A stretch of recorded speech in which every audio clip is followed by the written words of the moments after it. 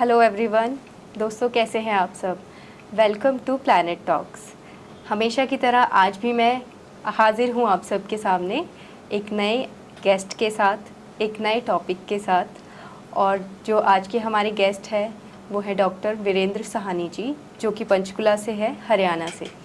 और उनकी एक्सपर्टाइज है एस्ट्रोलॉजी में, वैदिक astrology, KP astrology, numerology, moon cards and so on. तो चलिए बात करते हैं हमारे आज के गेस्ट से और जानते हैं उनकी एक्सपर्टाइज और उनसे बहुत सारी बातें जो हमें एस्ट्रोलॉजी के बारे में और डीपली जानकारियाँ मिलेंगी। तो चलिए स्वागत करते हैं हमारे गेस्ट का।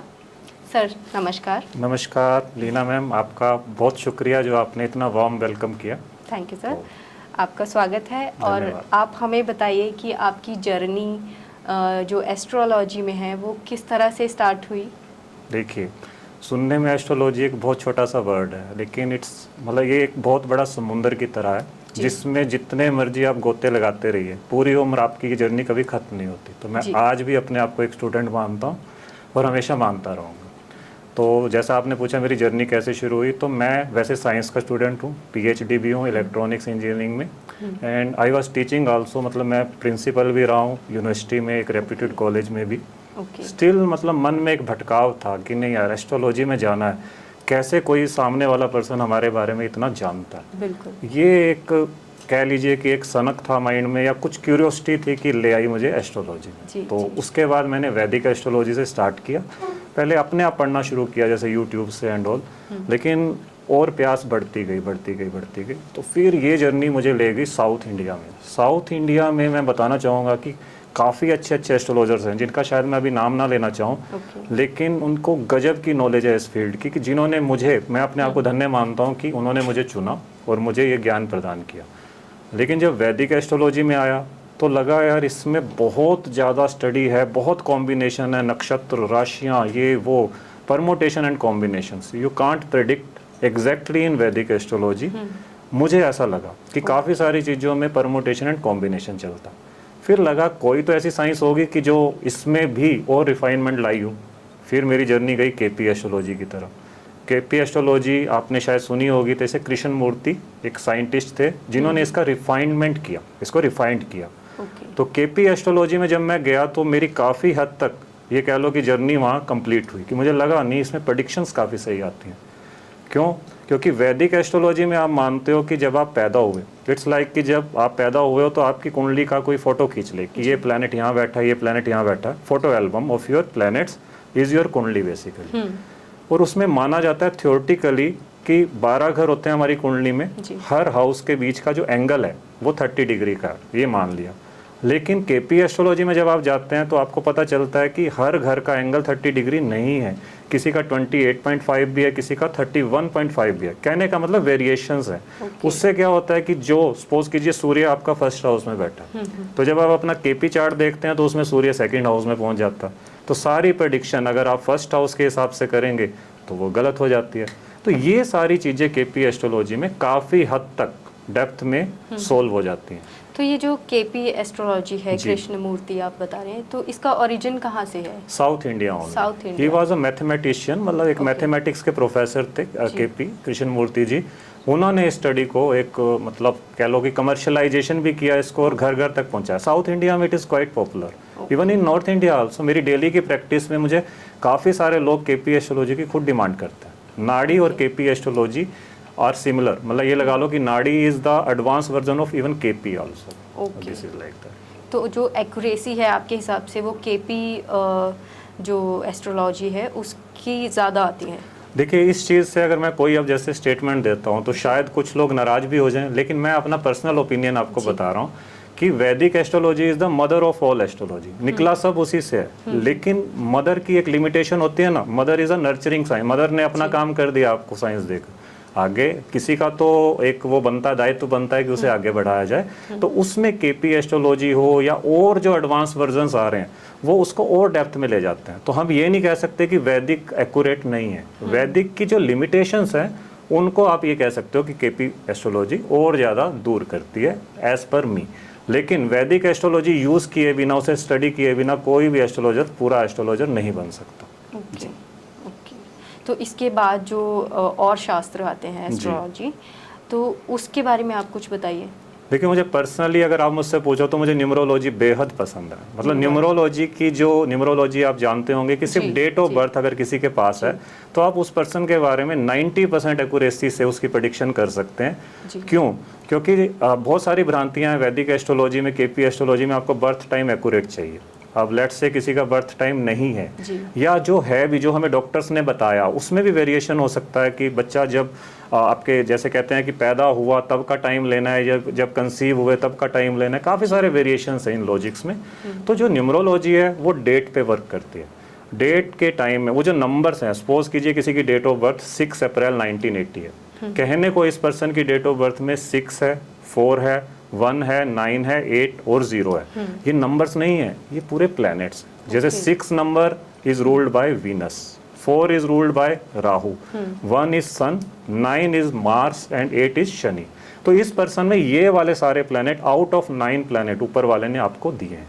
तो कहने का मतलब हो गया कि इस पर्सन को अपनी लाइफ जर्नी जीने के लिए कितने प्लैनेट्स की टीम मिली है, ये जो मैंने 4 नाम लिए।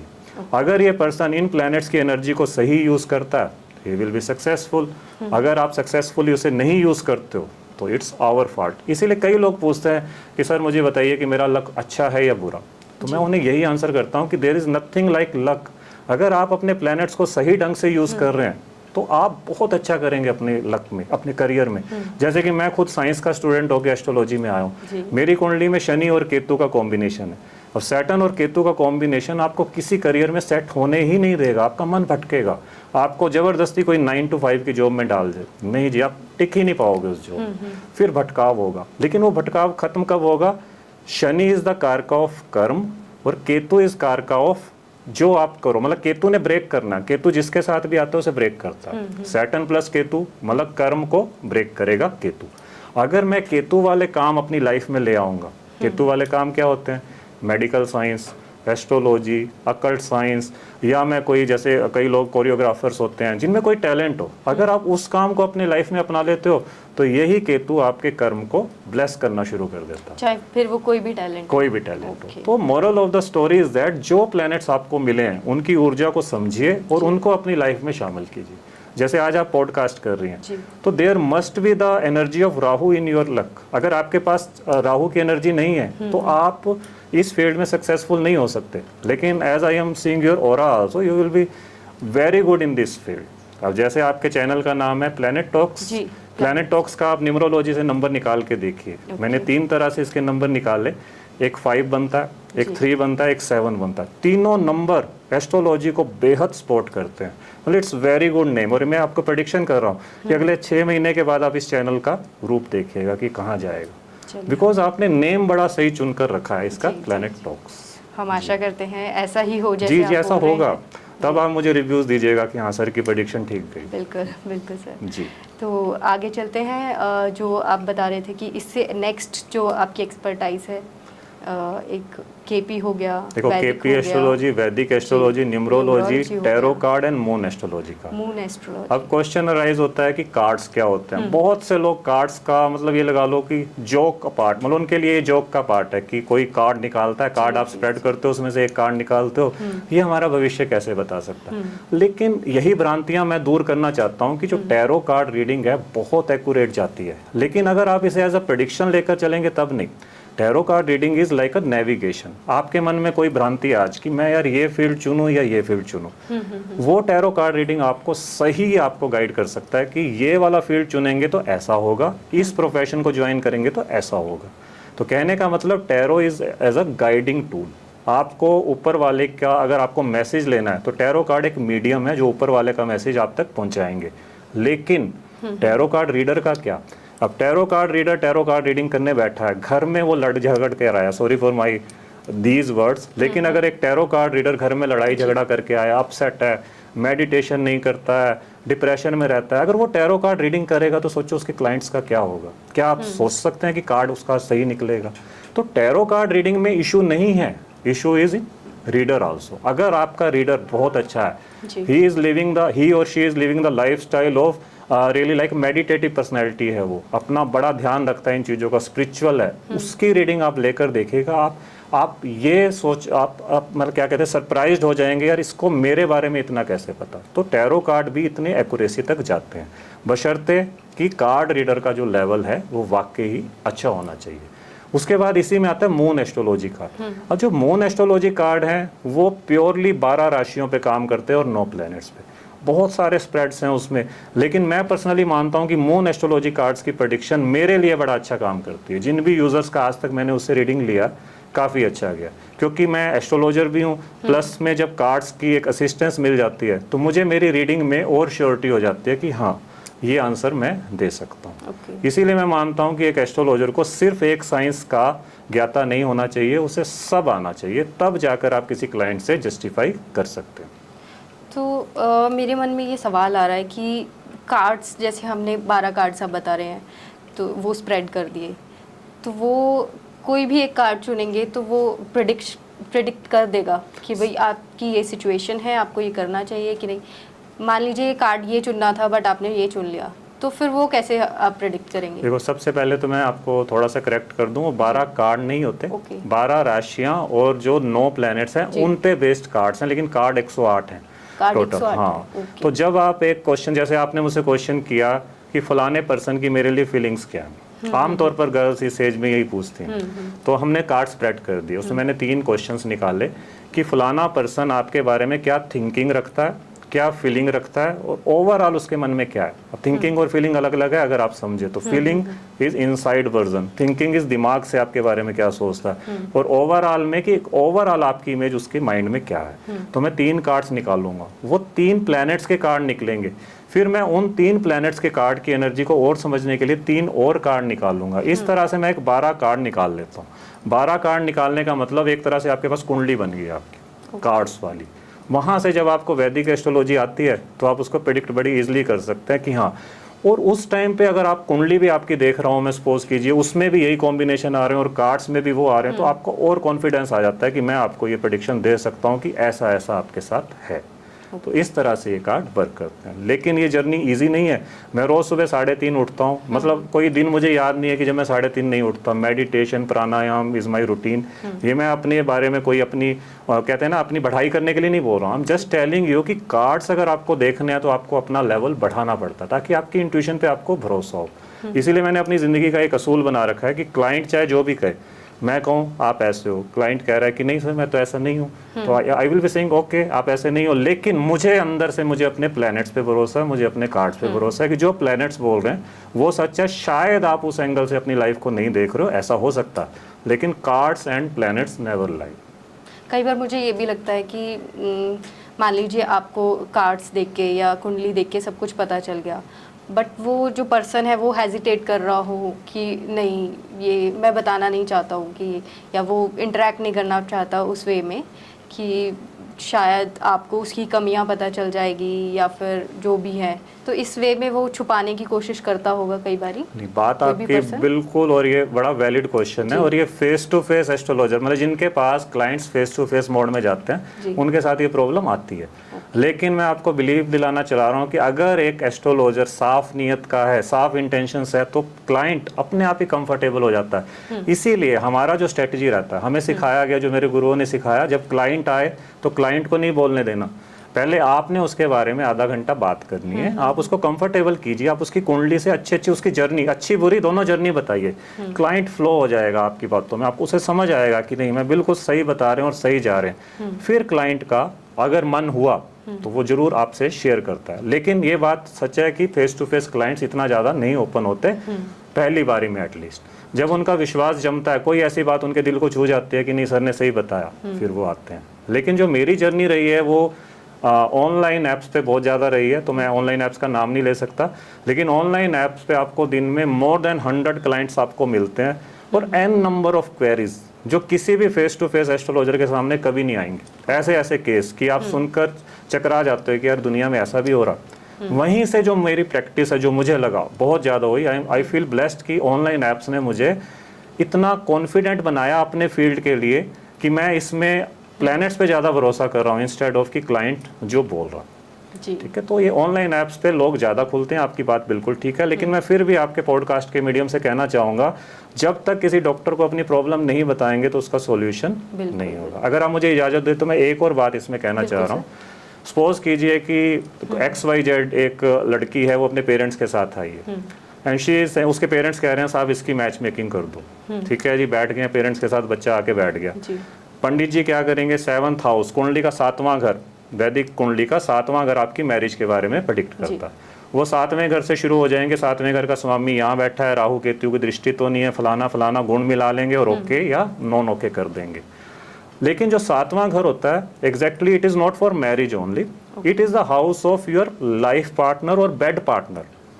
Bed partner means the sexual relation, जो पार्टनरशिप होती है आज के टाइम में। अब जब कुंडलियां बनी थी तब ये चीजें नहीं थी, तब प्री मैरिटल अफेयर नहीं होते थे, तब एक आपके संस्कार थे, ब्रह्मचर्य संस्कार होता था, उसके बाद आपकी शादी होती थी, फिर कोई आपका हस्बैंड ही, मतलब husband wife are the first partner for each other. लेकिन अब सिचुएशन बहुत अलग है। अब आप पेरेंट्स के सामने ना बच्चा खुल के बता रहा, ना बच्चा बताएगा, ना पेरेंट्स बताएंगे, और आप प्रेडिक्शन करे जा रहे हो 7वें घर से। तो यहाँ कहानी फेल होती है। लेकिन अब वही लड़की अगर खुद बता दे, लड़की या लड़का जो भी क्लाइंट हो, वो बता दे कि साहब मेरे 2 अफेयर रहे थे और ब्रेकअप हो चुका, तो पंडित जी को समझ आएगा ना भी 7वें घर की एनर्जी कहीं ना कहीं यूज हो चुकी है। अब मुझे प्रेडिक्शन में दूसरे ग्रह को भी एंटरटेन करना है। इसीलिए जब प्रॉब्लम सही नहीं होती तो प्रॉब्लम सही पता नहीं चलती, तो सॉल्यूशन सही नहीं आता, फिर हम कहते हैं यार ये कुछ नहीं होती, ये चीज़ एस्ट्रोलॉजी बकवास है। मतलब मैच मेकिंग को बहुत सारे लोग आज भी एक जोक की तरह लेते हैं कि साहब गुण तो सबके मिल जाते हैं, फिर भी सबकी आपस में नहीं बनती। बनती क्यों नहीं है? क्योंकि हमने सही डिटेल एस्ट्रोलॉजर को नहीं दी। ये चीज़ मैंने भी देखी है, मेरे नोन्स में भी है, कुंडली मिला ली, गुण मिल गए, सब कुछ अच्छा हो गया, but still they are not living happily. मतलब उनकी मैरिड लाइफ बिल्कुल सही कह रहे हो। काफी सारी चीजें हमने, क्योंकि भ्रांतियां मन में फैली हुई, जैसे मांगलिक दोष है। अब मांगलिक दोष क्या है? It is the placement of Mangal only. अगर मांगलिक दोष है तो पहले ऐसे डराया जाता था कि आपने किसी मंगल वाले से शादी कर ली तो हस्बैंड की डेथ हो जाएगी या ये हो जाएगा। पहले इलिटरेसी थी, लोग पढ़े लिखे नहीं थे, तो हमारे एंसेस्टर्स ने एक तरह से, सही बात थी कि मांगलिक नॉन मांगलिक की ज्यादा निपत्ति नहीं है, लेकिन उसे डराने के लिए, ताकि लोग डर जाएं, उनको लॉजिक समझ आना नहीं था, डराने के लिए कह दिया कि ऐसा करोगे तो ऐसा हो जाएगा। लेकिन वो कहने वाले चले गए दुनिया से, लेकिन वो भ्रांति अब तक कंटिन्यू है कि मांगलिक नॉन मांगलिक की शादी होगी तो कोई मर जाएगा, विधवा योग हो जाएगा। लेकिन ऐसा सच में नहीं होता। बहुत सारे कॉम्बिनेशंस ऐसे हैं, बहुत सारी हैप्पीली मैरिड लोग ऐसे हैं जो मांगलिक और नॉन मांगलिक के। रीजन क्या है? अगर आप 18 ईयर्स में मैरिज करो लेट्स से, और कोई मांगलिक नॉन मांगलिक की शादी होती है, तो उनकी कंपैटिबिलिटी नहीं बनेगी, क्योंकि मंगल एक एनर्जेटिक प्लेनेट है। नॉन मांगलिक में वो एनर्जी लेवल नहीं होगा, दोनों की कंपैटिबिलिटी नहीं बनेगी, इश्यूज आ सकते हैं, झगड़े हो सकते हैं। लेकिन मंगल, अगर आप 28 साल क्रॉस करके, कोई पर्सन 28 साल का हो चुका है, उसकी मैरिज अब हो रही है, जो बड़ा कॉमन है आज की डेट में कि 28 एज क्रॉस हो जाती है, तब भी अगर आप मांगलिक दोष को पकड़ कर बैठेंगे तो वो ज्यादा स्टिक नहीं जाती है बात। तो मांगलिक दोष, अगर किसी लेडी का मंगल स्ट्रॉन्ग नहीं है तो वो IAS IPS बन ही नहीं सकती। तो अगर आपको चाहिए कि एक तरफ तो गवर्नमेंट जॉब में वाइफ हो, लाल बत्ती, उसे गाड़ी मिली हो, और फिर आप कहो कि मांगलिक भी नहीं चाहिए, ये भी नहीं चाहिए, तो ये सारे छोटे छोटे से इश्यूज हैं जो मैं चाहता हूँ कि लोग सुने, लोग समझें कि ये सिर्फ प्लैनेट्स हैं, इनकी एनर्जीज को समझो और उनको चैनलाइज करो, डरो मत इनसे। इस चीज़ में ये भी करते हैं कि कभी पेड़ के साथ शादी करा दी या मटके के साथ शादी करा दी, ये कितना सच है? देखो, ये जो चीजें हैं जो आप मुझसे पूछ रहे हो ना, इन पे मैं बहुत बार पहले बोल चुका हूँ और मैं बहुत सारे हेटर्स का शिकार भी हो चुका हूँ। क्योंकि इसमें कहानी क्या होती है कि मैं किसी पे कमेंट नहीं कर रहा, ये रेमेडीज होती होंगी, लेकिन मैं फिर भी आपको एक बात बताना चाहूँगा। एस्ट्रोलॉजी तो डिफरेंट तरह की आपको बता दी, KP, वैदिक, न्यूमरोलॉजी। इसी तरह से एस्ट्रोलॉजर्स भी कई तरह के होते हैं। कैसे? एक एस्ट्रोलॉजर होता है जो जुपिटर से रूल्ड होता है। ऐसा एस्ट्रोलॉजर जिसका जुपिटर प्लैनेट, गुरु मतलब बृहस्पति प्लैनेट स्ट्रॉन्ग होगा, वो बहुत अच्छा एस्ट्रोलॉजर होगा। एक एस्ट्रोलॉजर होते हैं जिनका शुक्र बहुत ज्यादा स्ट्रॉन्ग होता है, वीनस वाले। ऐसे एस्ट्रोलॉजर भी बहुत खतरनाक नॉलेज रखते हैं। कुछ एस्ट्रोलॉजर्स होते हैं राहु ओरिएंटेड, राहु वालों को तंत्र विद्या बहुत अच्छे से आती है। एक होते हैं मरकरी वाले, बुध वाले। जो बुध प्लैनेट और मरकरी वाले हैं, उनकी कैलकुलेशन अच्छी है, प्रेडिक्शन अच्छी होना हो, लेकिन उन्हें ये पता है राहु यहाँ बैठा तो ऐसा करेगा, वो यहाँ बैठा तो ऐसा करेगा। ये बात मैंने आपको क्यों बताई? ये मैंने इसलिए बताई कि अगर मैं शुक्र से रोल्ड एस्ट्रोलॉजर हूँ तो मैं अपनी रेमेडीज उसी तरह की दूंगा जिसमें लाइफस्टाइल मैनेज्ड हो, जिसमें बंदे को जिंदगी में मतलब डूज एंड डोंट लाइफस्टाइल में फॉलो करने हो। जैसे कि मांगलिक नॉन मांगलिक का केस है, तो मैं उसमें इस तरह की रेमेडी दूंगा ताकि वो अपने लाइफ में ही मंगल की एनर्जी को बैलेंस कर पाए। लेकिन अगर एक जुपिटर रूल्ड पर्सन होगा, वो ऐसी रेमेडी ही देगा आपको कि आप पेड़ से शादी कीजिए, कलश विवाह, कुछ भी इस तरह की, क्योंकि वो उनका नॉलेज ही उस तरह से, हम किसी पे कमेंट नहीं कर सकते कि वो गलत है या ये गलत है। तो मॉरल क्या है इस कहानी से, अब तक हमें क्या शिक्षा मिल रही है कि एस्ट्रोलॉजर की भी अलग अलग टेक्निक्स होती हैं, रेमेडीज के अलग अलग ढंग होते हैं। तो हम किसी रेमेडी पे कमेंट नहीं कर सकते कि ये ठीक है या ये नहीं ठीक है। बट ये चलती है, ये हाँ चलती है कि उन्हें लगता है, जिनको विश्वास है इस पे कि शायद इससे योग कट जाता है, तो I do think so cut जाता होगा। लेकिन मैं सोचता हूँ कि उसमें भी पंडित जी को पहले पूछ लेना चाहिए पेड़ से शादी कराने से पहले कि भैया आपके अफेयर रहे हैं पहले। अगर अफेयर हो चुके हैं तो it's like breakup, it's like divorce, already हो चुका, तो फिर उसमें हम क्यों उलझे ज़्यादा। जी जी जी। कहानी वहीं अटकती है कि अगर यूज़र ही आपको सही इन्फॉर्मेशन ना दे तो फिर क्या चलेगा। तो ये भ्रांतियाँ दूर होनी जरूरी है। ओके जी। तो आगे चलते हैं। और मून कार्ड्स हो गए, टैरो और मून कार्ड्स में क्या डिफरेंस है? देखो टैरो कार्ड्स जो हैं वो हमारी संस्कृति से नहीं है, मतलब इंडियन कार्ड्स नहीं है, ये लगा लो। मून कार्ड उसका इंडियन वर्जन है, क्योंकि जैसे मैंने बताया उसमें राशियां, प्लैनेट सब आ गए। फर्क कहीं कोई नहीं है, क्योंकि कार्ड्स उठाने से पहले जो एस्ट्रोलॉजर होगा उसकी एनर्जीज मैटर करेंगी कि कितना पॉजिटिव वो है, कितनी उसकी जो फ्रिक्वेंसी है वो हाई है, तभी वो कार्ड्स अच्छे से चुन पाएगा आपके लिए। तो कार्ड्स में कोई डिफरेंस नहीं है, जस्ट उनकी जो थ्योरी है वो पिक्चर बेस्ड कार्ड है कि उनमें पिक्चर्स बताती हैं हमें कि ये पिक्चर आई है तो ये रिजल्ट है, ये पिक्चर आएगी तो ये कलर है तो वो होगा। लेकिन जो मून एस्ट्रोलॉजी कार्ड है इसमें राशियां और प्लैनेट्स की फॉर्म में कार्ड्स निकलते हैं, जिससे कोई भी हमारा इंडियन एस्ट्रोलॉजर इजीली कनेक्ट हो जाता है कि हाँ ये प्लैनेट निकला है, तो इससे हम प्रेडिक्शन दे सकते हैं इजीली। तो मीन्स ये जो टैरो रीडिंग है ये आई थिंक बहुत पुरानी है, तो मून जो एस्ट्रोलॉजी मून कार्ड्स जो रीडिंग है वो अभी नई आई है। हाँ, नई को भी अगर हम कहें तो नए को आए हुए भी 100 ईयर्स हो चुके हैं, जिसे हम नया बोल रहे हैं। जैसे KP astrology is already 100 years cross, लेकिन वो फिर भी नई कहलाई जाती है क्योंकि वैदिक बहुत पुरानी, भगवान राम के टाइम से चली आ रही है। वैदिक का तो कोई मुकाबला नहीं, लेकिन उनके रिफाइंड वर्जन, मतलब एडिशनल टूल्स हैं ये लगा लीजिए। तो ये एडिशनल और एडवांस्ड ये किन्होंने बनाई है?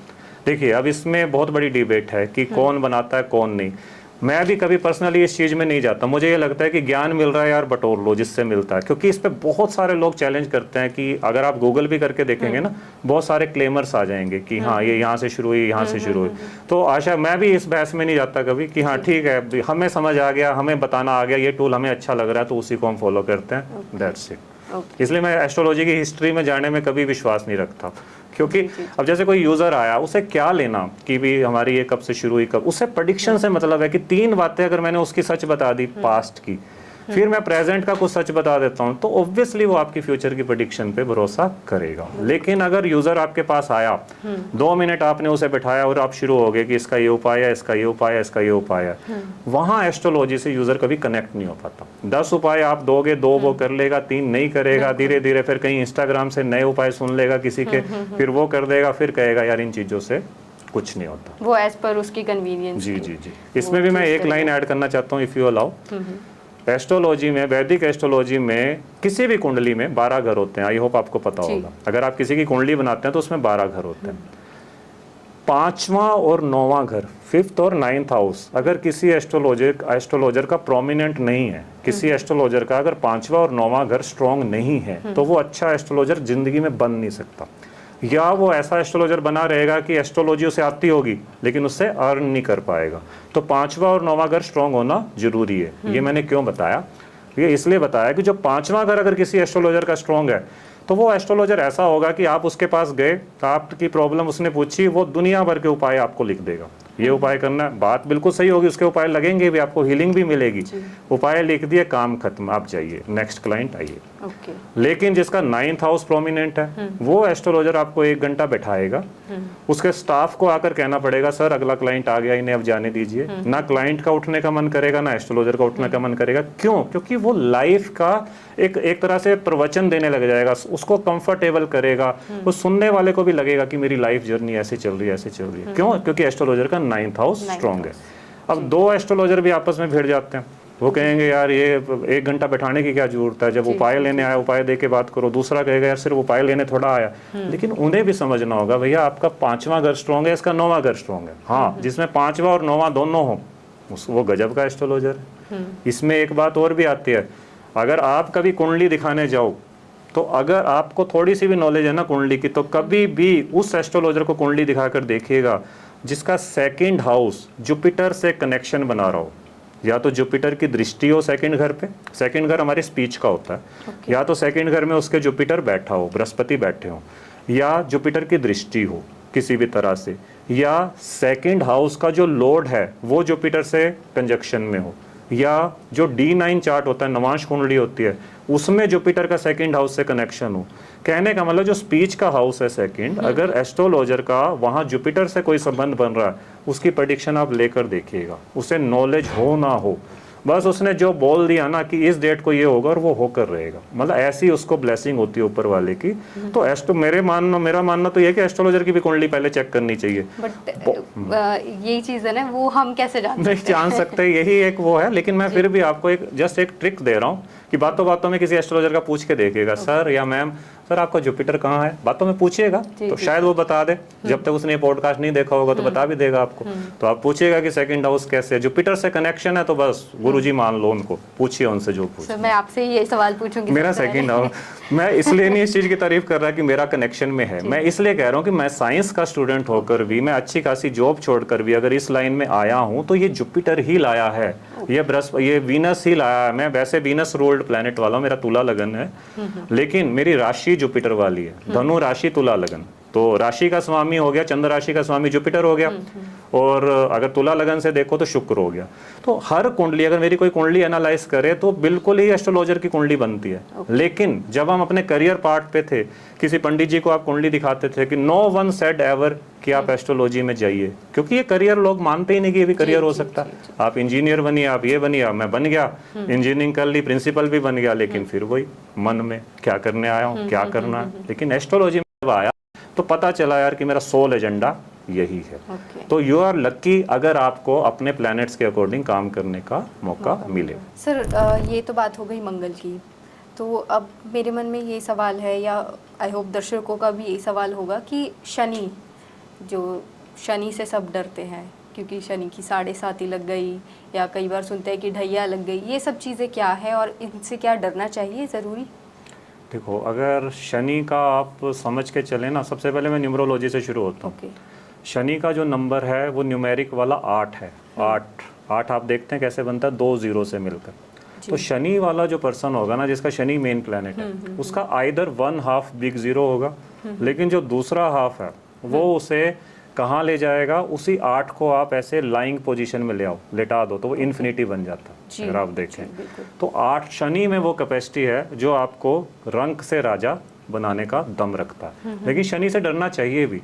शनि एक सुस्त प्लैनेट है, बुजुर्ग प्लैनेट है, धीरे धीरे रिजल्ट देना। लेकिन जब शनि की 7.5 आती है ना जी, जब शनि आता है तो आप ये मान के चलिए, आप जहाँ जॉब करते हैं और आपको पता चले कि एक नया CEO आ रहा है, नया ऑफिसर आ रहा है और वो बड़ा खतरनाक है।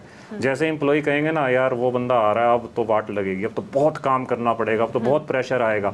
सेम चीज़ शनि की है। शनि जब आते हैं दशा में 7.5 में, काम बहुत करवाएंगे आपको, मतलब लेबर बना देंगे अपने फील्ड का। जिस भी फील्ड में आप हैं, आप बिल्कुल नीचे तक जाकर काम करोगे, तब बाउंस बैक शनि करवाते हैं। तो शनि की दशा में डरना नहीं चाहिए काम को। जैसे आप सपोज कीजिए आपका काम पॉडकास्ट करना, और आपकी शनि की दशा चल रही है, आपने एक पॉडकास्ट किया, ऊपर वाले को सिग्नल दो, सर एक नोट कर लो, आज मैंने काम कर लिया, दूसरा भी करो, पूरी मेहनत करो इस फील्ड में। शनि देखना आपको फिर कहेगा नहीं भी समझ गया ये बच्चा, अब कोई दिक्कत नहीं है। तो कहानी ये है कि शनि ने काम करवाना है, करोगे तो शनि ब्लेस करेगा। लोग रोते ही इसलिए, किसी भी अच्छी जॉब को लोग क्यों दुखी होते हैं, यार वहाँ काम बहुत करना पड़ता है। हमारी इंडियन मेंटेलिटी वही है। इसी तरह से शनि के आते काम बहुत करना पड़ेगा तो शनि खराब होगी।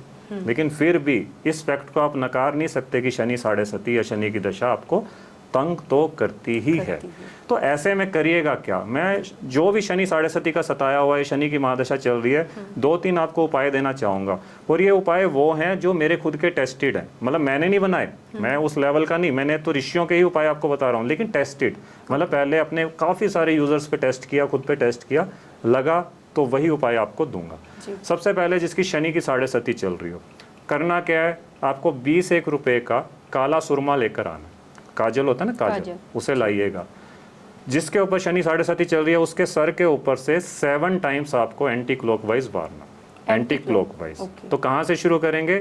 ये जो कान होता है ना हमारा, कान के पीछे से इस तरह से आपको घुमाना। 7 टाइम्स आपने घुमा दिया। फिर उसको आपने किसी ऐसे आम का पेड़ आपको ढूंढना है। आम का पेड़ इजीली मिल जाएगा किसी भी गार्डन में, उसकी जड़ों में उसे दबा दीजिएगा। करना आपको शनिवार को है। ओके। 10 दिन 11 दिन वही इंसान का आप फीडबैक लीजिएगा कि सर ये 20 रुपए के उपाय से फ़ायदा होता है क्या? नहीं होगा तो आप कहिएगा। एन नंबर ऑफ यूजर्स के फीडबैक हैं इस उपाय के। दूसरा क्या करना है, एक और उपाय आप नोट कीजिएगा, बड़ा शानदार और सस्ता सा उपाय। लेदर की चप्पल जैसे सब पहनते हैं, नहीं पहनते तो शनि 7.5 जिसकी चल रही हो, या शनि की ढैया चल रही हो, या शनि की महादशा चल रही हो, लेदर की चप्पल लाइएगा, उसे यूज़ कीजिए। 2-3 हफ्ते अच्छे से पहनिए उसको। जब वो पुरानी हो जाए, थोड़ी सी एनर्जी आपकी आ जाए उसमें, शनिवार के दिन सनसेट के बाद जाकर उसे किसी भी मंदिर में छोड़ाइएगा। आपने मंदिर के जूता घर में छोड़ा, बिना पीछे मुड़े देखे नंगे पांव आपको वापस आ जाना। आप कहो साहब मेरा तो घर बहुत दूर है, थोड़ी दूर अपनी गाड़ी या कोई भी व्हीकल खड़ा कर लीजिए, वहाँ तक पैदल जाइए, फिर गाड़ी में बैठकर अपने घर। बिलीव कीजिएगा, मतलब कि शनिवार को किया हुआ ये उपाय उसी दिन आपको ऐसा रिलीफ देगा कि मैं 90% हल्का फील कर रहा हूँ। अच्छा। तो ये बहुत छोटे छोटे से उपाय हैं। अब इसमें मेरा क्या फ़ायदा? आप लेदर की चप्पल लेंगे, इसमें मेरी कमीशन नहीं है। तो लोग फिर भी कहें यार क्या हम नहीं करते, इन चीज़ों में कुछ नहीं रखा। भैया करके तो देख लो। तो मैं बार बार सबको कहता हूँ, अंधविश्वास बहुत गलत चीज़ है, लेकिन अविश्वास भी गलत है। बिना जाने किसी भी चीज़ को ये कुछ नहीं होती, ये अच्छी बात नहीं है। तो ये शनि की कहानी है। लेकिन शनि शनै रिजल्ट देता है, लेकिन जब देता है तो आपके वारे न्यारे करता ही करता है। जिसकी कुंडली में शनि बलवान, शनि, और एक और बात रहेगी, शनि की महादशा जब आती है, शनि 60 किसी की आती है या शनि की ढैया आती है, उसी दशा में इंसान राइज करता है। स्पेशली जिसकी कुंडली में शनि अच्छा होगा ना, तो इन्हीं दशाओं में, क्योंकि शनि जाते जाते आपको सब दे जाते हैं। 60 7.5 साल की होती है, 2.5 + 2.5 + 2.5। आपकी सपोज कीजिए आपकी चंद्र राशि सिंह है, लियो। अगर हम मान लेते हैं 1 मिनट के लिए कि आपकी चंद्र राशि सिंह है, तो मतलब 5 नंबर, सिंह होती है 5 नंबर। जब शनि गोचर करते करते कभी 4 नंबर राशि में आ जाएंगे, मतलब 5 के पड़ोस में, आपके पड़ोसी बन गए शनि, तब आपकी शनि की 7.5 शुरू होगी। तो शनि एक राशि में 2.5 साल रहते हैं। 2.5 साल 4 नंबर राशि में रहे, आपका लेवल शुरू हो गया 60 का। उसके बाद वो 5 नंबर राशि में आएंगे अगले 2.5 सालों के लिए, उस टाइम पीक पे हो जाएगी ये। उसके बाद जब 6 नंबर में जाएंगे तब ये डाउन होना शुरू हो जाएगी, लेकिन शनि 60 तब भी खत्म नहीं होगी, थोड़ा रिलैक्सिंग पीरियड आ जाएगा। लेकिन जब ये पूरा फेस खत्म होगा उसके बाद आप काफ़ी रिलैक्स फील करते हैं, क्योंकि शनि, जब शनि 60 शुरू होती है या शनि की महादशा शुरू होती है, उस टाइम पर जो आप थे वो जब खत्म होने के बाद होगे, जमीन आसमान का फर्क होगा आप में। आप कहोगे यार मैं बंदा बन गया, मतलब ह्यूमैनिटी आप में आ जाएगी, लेबर की वो आ जाएगी आपके अंदर, आप लेबर क्लास को समझने लग जाओगे, यार काम की वैल्यू क्या होती है। तो ये हमें लेसन देने आती है। लेकिन अगर कोई इसमें ड्रिंक करने लग जाए, नशा करने लग जाए, बंदा डिप्रेशन में चला जाए, आप नशा कर रहे हो, उल्टा सीधा काम कर रहे हो, तो ये और ज़्यादा इंसान को टॉर्चर करती ही करती है। तो ये शनि का रोल है। तो शनि से डरना नहीं, इसको बल्कि अपने फेवर में लीजिए। वही जो समझ गया कि अगर कि हमें किस दिशा में जाना है, तो दिशा बदलोगे दशा बदल जाएगी। तो दिशा की ही खेल है astrology. Astrology is not meant for telling prediction, it is for managing your future. Okay. तो ये सभी राशियों में जाती है हाँ जी, बिल्कुल जी। शनि ने किसी को नहीं छोड़ा, चाहे भगवान राम हो, चाहे आज के टाइम में शाहरुख खान हो, किसी को नहीं छोड़ा। आप जैसे शाहरुख खान जी का ही लीजिए, जब उनकी 60 आई थी, एक टाइम में ऐसा टाइम था कि उनकी फिल्में बुरी तरह से पिट रही थी, लेकिन जब पठान आई उस टाइम पे उनकी वो खत्म हुई थी। और आप अडानी जी का देखिए, अडानी जो इंडस्ट्रियलिस्ट हैं, उनके शेयर जिस दिन गिरना शुरू हुए, 17 जनवरी 2023 डेट थी उनकी, नेट से आप कुंडली उठाकर देखिए, उनकी शनि की 60 शुरू हुई थी। शनि की ढैया शुरू हुई थी या 60, वो मैं कंफर्म नहीं हूँ, लेकिन शनि का कुछ ना कुछ शुरू हुआ और उनके शेयर बुरी तरह से लुढ़के थे। और अडानी को उस टाइम तक लोग इतना ज़्यादा नहीं जानते थे, उस दिन के बाद जानने लगे थे, शेयर बुरी तरह से गिरे थे। तो शनि ने किसी को नहीं छोड़ना। द थिंग इज दैट आप मेहनती हो तो आप बाउंस बैक कर जाओगे, नहीं हो तो आप सरेंडर कर दोगे। बिल्कुल जी। तो अभी एक रिसेंट जो एक वर्ल्ड वाइड फेमस इवेंट हुआ है, अंबानी की शादी तो उसके बारे में आप क्या कहना चाहेंगे? मतलब इनका भी कोई रोल प्ले है प्लैनेट्स के लिए? क्योंकि मैंने सुना है कि उनके जितने भी फैमिली मेम्बर्स हैं, उनके जो प्लैनेट्स हैं, नंबर्स है, वो बिल्कुल एक्यूरेट है, जो कि होने चाहिए, एक मतलब राजयोग काइंड ऑफ। अगर आप अनंत अंबानी है ना उनका नाम, जिनकी मैरिज हुई है, उनकी आप अगर कुंडली देखते हैं तो वो धनु लगन के आते हैं। और राशि मुझे ध्यान थी कौन सी थी, मुझे एक्चुअली उनकी कुंडली माइंड में नहीं है, मैंने उस पर रिसर्च नहीं किया, लेकिन उनका धनु लगन आता है। और वाकई ही उनके सारे राजयोग हैं। इन सब में सबसे ज़्यादा जो राजयोग है वो उनकी मदर के हैं। अगर आप उनकी कुंडली नेट पे देखेंगे तो every planet is well placed. लेकिन अब इस पॉडकास्ट के माध्यम से मैं कुछ ऐसा नहीं बोलना चाहता, वो टाइम बताएगा।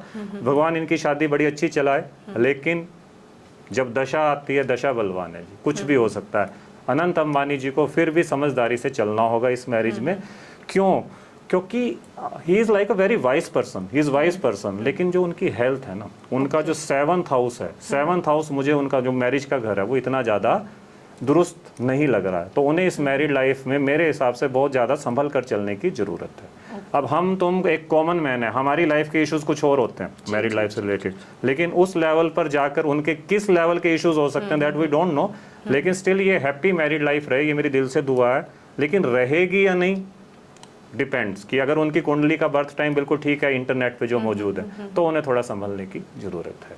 तो ये आप मतलब उन्हीं की कुंडली से प्रेडिक्ट कर सकते हैं कि उनकी वाइफ की कुंडली भी देखनी पड़ेगी? एक्चुअली जो आप सपोज कीजिए कि आप हैं, आप, मैं पूछना चाहूँगा आप मैरिड हैं? जी मैं मैरिड हूँ। हाँ, तो जैसे अगर आप मेरे पास आए, आप मेरे क्लाइंट हैं, आप अपनी कुंडली देंगे और हस्बैंड की कुंडली आपके पास नहीं है, तो भी आपकी कुंडली में आपकी मदर इन लॉ, आपके ब्रदर इन लॉ, आपके हस्बैंड, आपका खुद का ब्रदर, आपकी मदर, सब रिश्ते आपकी कुंडली में मौजूद हैं। तो मैंने जो अनंत अंबानी जी का आपको धनु लगन बताया ना, धनु लगन का मतलब क्या है कि 9 नंबर राशि उनके 1st हाउस में, तो उनके अपोजिट में 3 नंबर राशि उनके 7th हाउस में होगी। मतलब वाइफ वाले घर में 3 नंबर राशि होगी।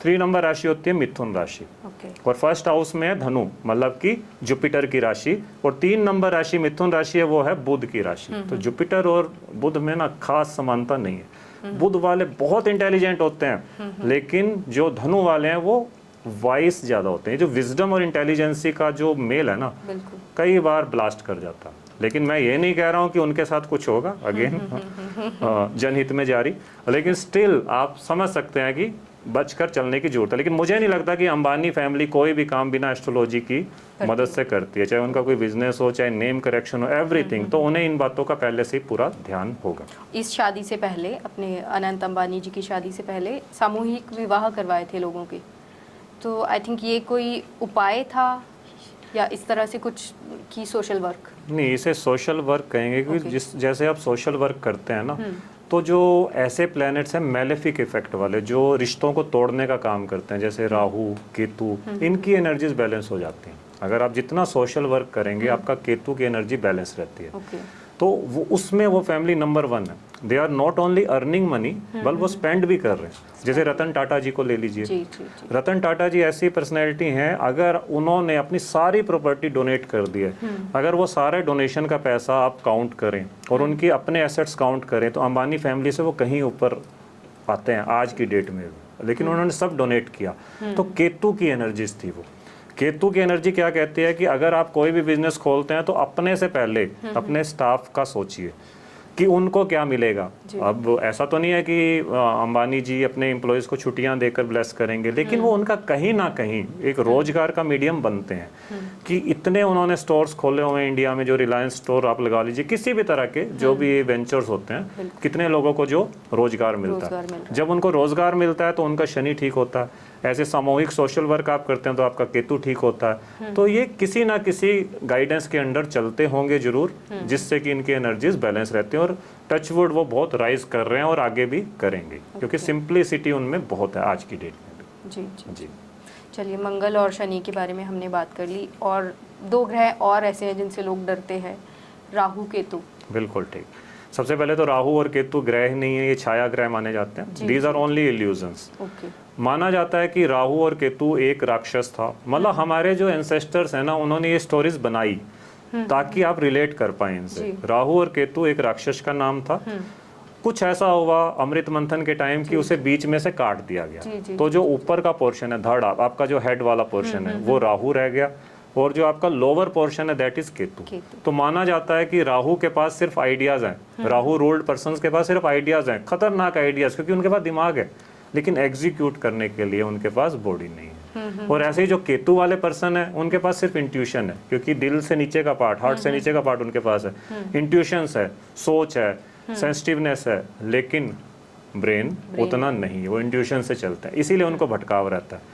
तो कहा जाता है कि अगर केतु वाले पर्सन को सही एनर्जी मिल जाए, जैसे गणेश जी के साथ हुआ, जब गणेश जी का सर भगवान शिव जी ने धड़ से अलग किया तो उन पे हाथी का सर लगाया जी। तो उन पर हाथी का वो सिंबॉलिक, इसीलिए गणेश जी को केतु का भगवान माना जाता है कि अगर आपको केतु की एनर्जी को बैलेंस करना है तो आपको गणेश जी की वंदना करनी चाहिए।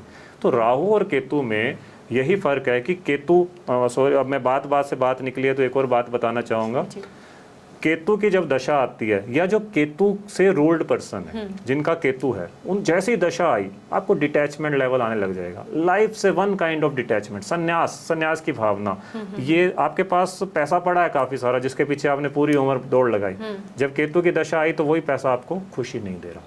इसके लिए मैं आपको एक एग्जाम्पल दिया करता हूँ, मैं अपने क्लाइंट्स को भी, आपको भी दे रहा हूँ। केतु की कहानी के तौर पे है ये। सपोज कीजिए आपको राजमा चावल खाने बहुत पसंद है, आप आए हमारे घर, हमने आपको राजमा चावल खिला दी, आपने पेट भर कर खाया, उसके बाद आपको नींद आ गई, आप सो गए। जब आप उठे आप भूल चुके हो कि आपने राजमा चावल खाए, फिर से हमने आपके सामने राजमा चावल रख दिए, तो एथिकली आपका मन करना चाहिए, आप खाने भी बैठे हो लेकिन आपका पेट भरा होगा और आप भूल चुके हो पेट भरा होगा, तो आप उसी राजमा चावल को अब नेग्लेक्ट कर रहे हो कि नहीं यार खाया नहीं जा रहा, ये तो मेरे फेवरेट होते थे, पता नहीं खाया क्यों नहीं जा रहा। सेम केतु की कहानी है। पिछले जन्म से ये लोग इतना ज्यादा सब कुछ देख देख कर आए होते हैं, कंटेंटमेंट के साथ आए होते हैं कि इस जन्म में इनके सामने आप कुछ ले आओ, वहाँ ये ज्यादा दिन तक टिक नहीं सकते। किसी गवर्नमेंट जॉब में भी होंगे ना तो डर बना रहेगा, यार छोड़ दूं, मन नहीं लग रहा। मतलब इस तरह की कहानी, डिटैचमेंट, कि आप भूल चुके हो कि आप पिछले जन्म से सब कुछ भोग कर आए हो, इस जन्म में आपका सोल एजेंडा है आसक्ति, मेडिटेशन, प्राणायाम, स्पिरिचुअल होना, दुनिया का भला करना। लेकिन आप केतु वाला अगर ग्रस्त बन जाता है तो फिर क्या होगा? मैरिड लाइफ से डिटैचमेंट होगा, फिर मन नहीं लगेगा, फिर इश्यूज आएंगे, फिर और डिप्रेशन होगा, इसी तरह से कार्मिक साइकिल चलता रहता है। तो केतु के लिए जो सबसे ज़्यादा अच्छी रेमेडी होती है वो स्ट्रीट डॉग्स को फीड करना होता है। तो अगर आपके आसपास स्ट्रीट डॉग्स हैं, स्पेशली अगर ब्लैक और वाइट, अगर एक डॉग है जिसके अंदर ब्लैक और वाइट दोनों का कॉम्बिनेशन है, तो इट प्योरली रिजेंबल्स केतु। ऐसे डॉग को अगर आप फीड करना स्टार्ट कर दे, आपकी केतु की एनर्जी बैलेंस होती चली जाती है। केतु का एक बहुत अच्छा सा, सबसे सस्ता सा उपाय आपको एक दे रहा हूँ। आपको एक ब्राउन शीट लेनी है। ब्राउन शीट का मतलब जो चॉकलेट कलर की एक बेड शीट ले लीजिए, स्क्वायर सी फॉर्म में ले लिया आपने। उसके बाद आपने डेली उसको कॉर्नर से कैंची से काटना, 7-8 टुकड़े काटे, फेंक दिए रोज। इतना भर भी अगर आप कैंची से करने लग जाएंगे ना, और अगर आपकी केतु की महादशा, आपको लगेगा कि यार मेरी लाइफ में ना शांति फील हो रही है। किया क्या आपने केतु से जो रिजेंबलेंस चीज है, कैंची, सीजर, आपने वो चलाया। आप डेली उसको चला रहे हैं। हमें पता भी नहीं चलता कि कब हमारी एनर्जीज वहाँ डाइवर्ट हो जाती है और हमारा माइंड चैनलाइज हो जाता है। तो ये केतु के लिए बेस्ट उपाय है, चादर वाला जो मैंने आपको बताया, और स्ट्रीट डॉग्स को। तो ये कितनी बार करना है चादर वाला? मैं कहूँगा कि ये करने में कुछ नहीं जा रहा आपको, ले आइए 3-4 चादर लगे रहिए 2-3 महीने। लेकिन कोई भी उपाय आप 43 डेज तक अगर आप करते हैं ना लगातार, तो उसका इम्पैक्ट ज़्यादा आता है। तो 43 डेज तक आपको करना चाहिए डेली। जी। ओके। और राहु अगर बात करें, अब राहु आ जाता है जी। राहु जैसे मैंने कहा कि सिर्फ ब्रेन का पार्ट है, राहु के पास दुनिया भर की थिंकिंग है, दुनिया भर के आइडियाज हैं, मैनिपुलेशंस हैं, सब कुछ है। लेकिन राहु के पास क्या नहीं है? एग्जीक्यूशन की टीम। तभी आज हम और आप अगर इस पॉडकास्ट के मीडियम से भी बैठे हैं तो ये राहु ही है।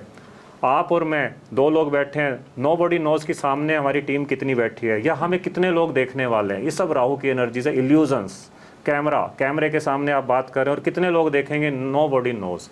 ये राहु की एनर्जीज होती हैं। तो राहु की एनर्जीज, जिनकी राहु की महादशा है, अगर वो ऐसे किसी काम में आ जाता है जहाँ कैमरा फेस करना है, जहाँ आपको ऑनलाइन मीडियम को यूज करना है, तो ये राहु आपको बहुत ब्लेस करेगा।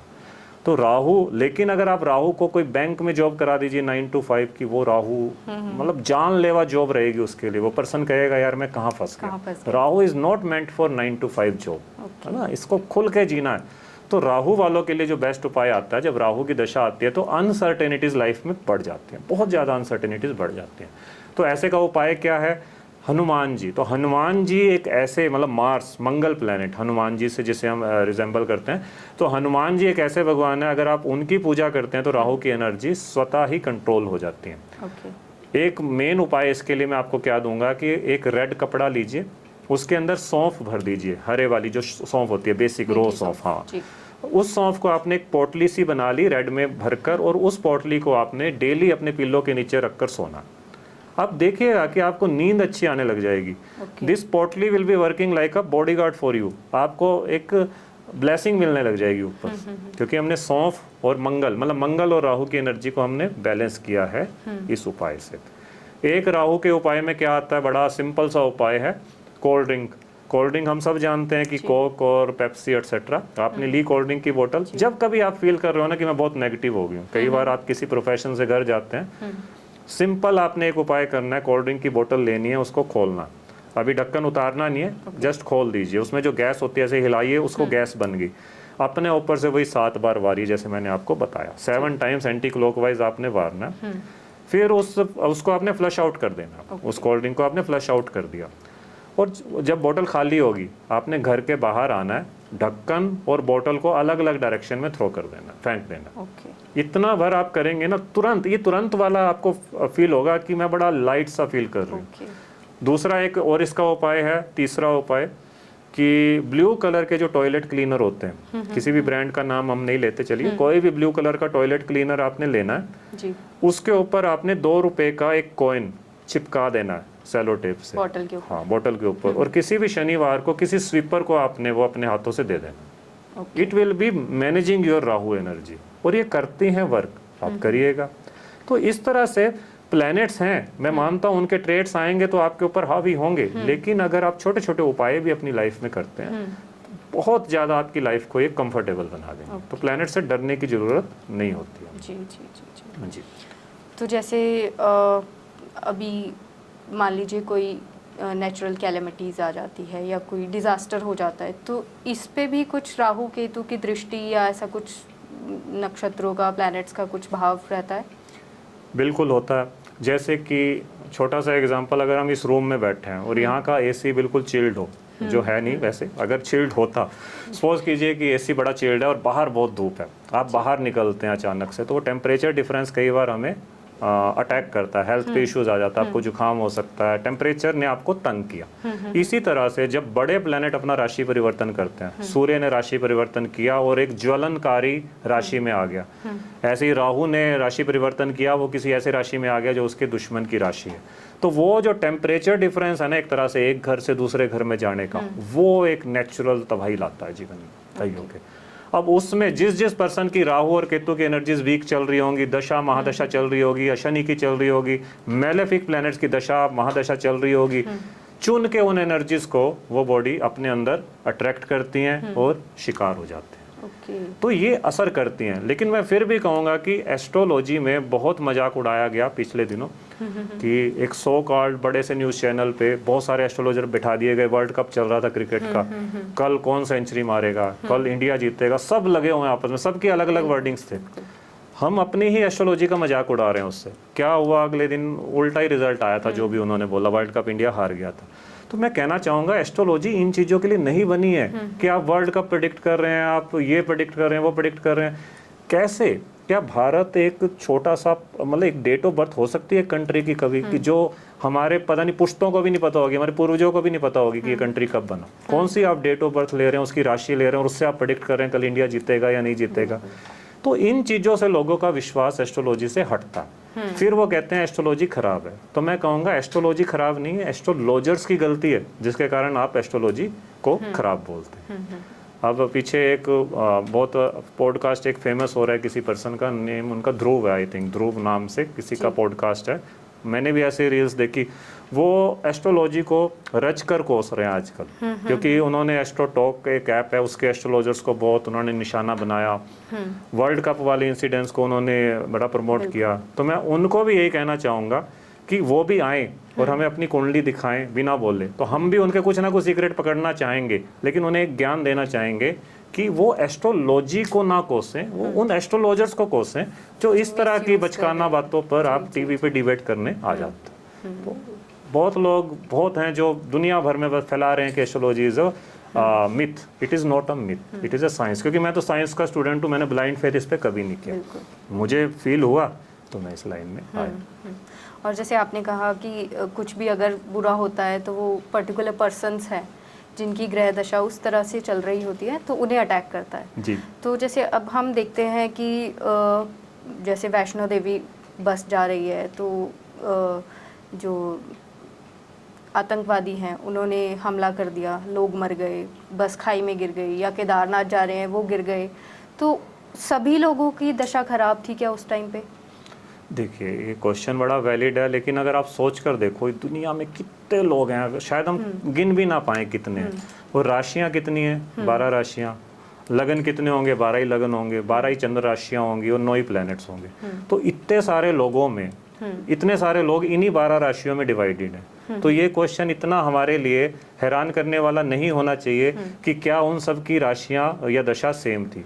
सिर्फ 12 राशियां तो बटनी है ना सब लोगों में, किसी ना किसी का। मैंने फिर कहा एक प्लैनेट जिम्मेवार नहीं होता। आप कहो कि सबकी राहु की दशा थी ऐसा हो गया, मैंने कहा मेलेफिक प्लैनेट्स राहु, केतु, मंगल, शनि, और गलत जब उनका ट्रांजिट होता है तो शायद आपको अभी ट्रांजिट का मुझे नहीं पता, मतलब पता है या नहीं, मैं थोड़ा सा बताना चाहूँगा। जब आप पैदा होते हो उस टाइम के प्लैनेट्स की कोई फोटो ले ले एल्बम के तौर पे, तो वो आपकी अपनी कुंडली है। आज की डेट में जब हम बात कर रहे हैं, इस टाइम अगर कोई बच्चा पैदा होता है उसकी कुंडली की कोई फोटो ले ले, वो आज की कुंडली है।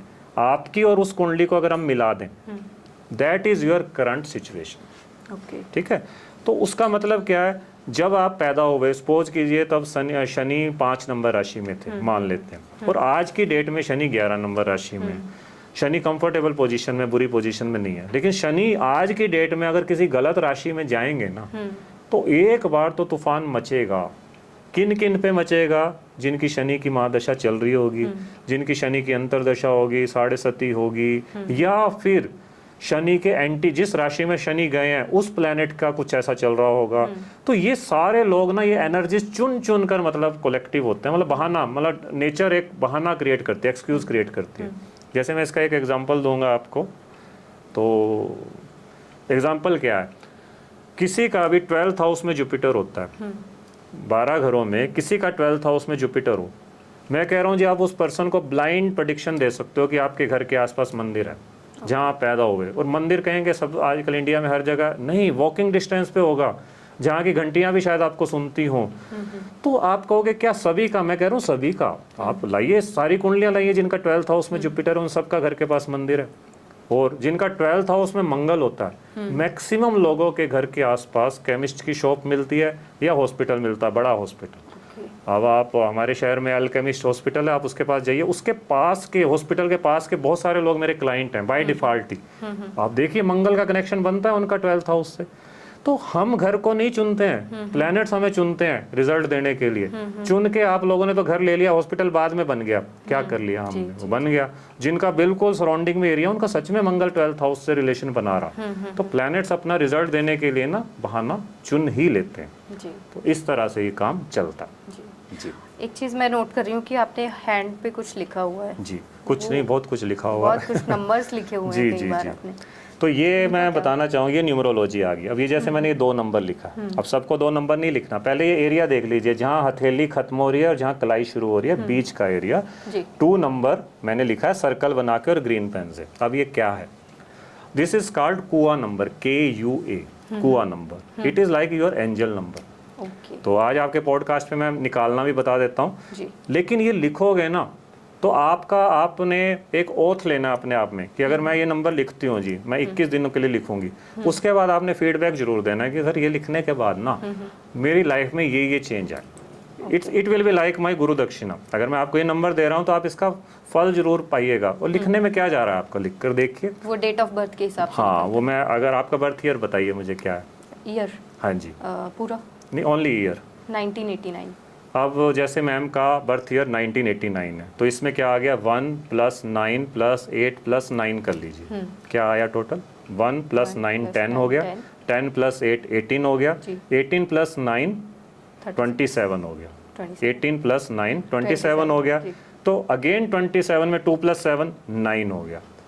ओके 27 को भी हमने 27 को भी सिंगल डिजिट में बदल दिया 9। अब करना क्या है, आप यू आर फीमेल, तो फीमेल के केस में 9 में जो ये टोटल करके आया ना, इसमें आपको 4 प्लस करना है। एवरी फीमेल के केस में जो भी ये बर्थ ईयर का टोटल करके आएगा उसमें 4 प्लस कर दो।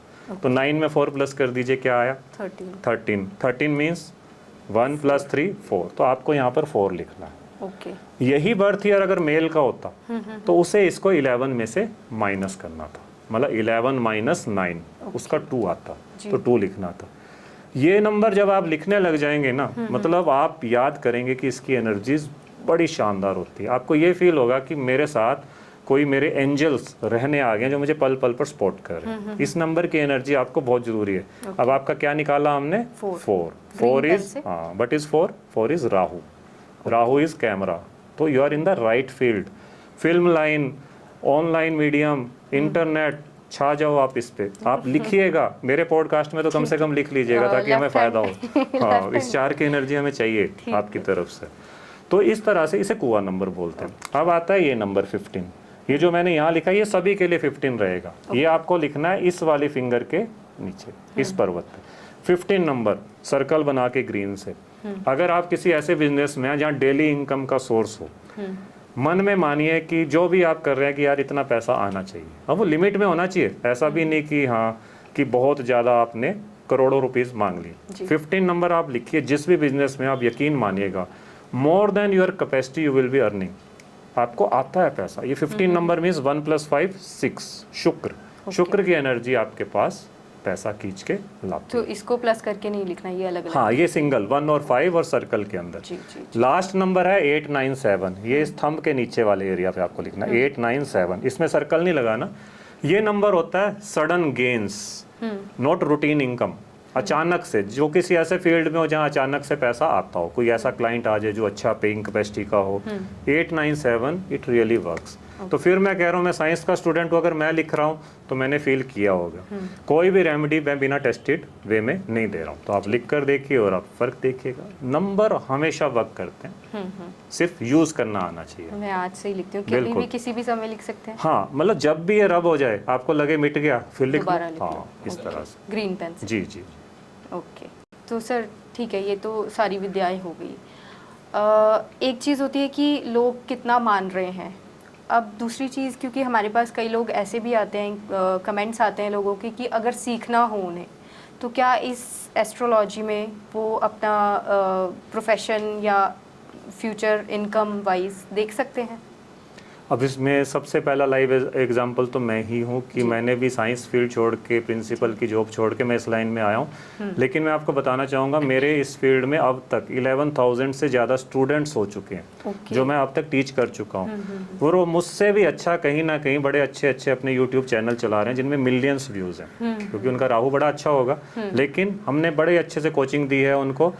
जैसे आप हो, सपोज कीजिए आप चाहते हो कि मेरी लिमिटेशन है, मैं मैरिड हूँ, मैं बाहर नहीं जा सकती, मुझे कोई ऐसा काम चाहिए जो वर्क फ्रॉम होम हो, तो astrology is the best solution for that. इसमें आप कोर्स करते हैं, और आजकल ऑनलाइन ऐप्स का बहुत ज़माना है। ऑनलाइन ऐप्स, नाम नहीं लेना हम ठीक समझते हैं, लेकिन बहुत सारे आप ऑनलाइन ऐप देखेंगे जिसपे थाउजेंड्स में एस्ट्रोलॉजर काम कर रहे हैं और उनकी इनकम लैक्स में है। ठीक है, तो उसमें क्या है, आप ऑनलाइन ऐप पे आपका इंटरव्यू होता है। हम अपना कोचिंग देते हैं तो उनका इंटरव्यू होगा, आपको सर्टिफिकेट दिया जाएगा, आपका फिर इंटरव्यू होगा, आप उसमें सिलेक्ट होंगे। लेकिन ये मेरी श्योरिटी, जो सिलेक्ट होता है वो लैक्स में खेलता है, हज़ारों में भी नहीं। मतलब आपकी इनकम, और कहीं नहीं जाना आपको। इट्स लाइक कि आपको कोई सीखने के पैसे दे रहा।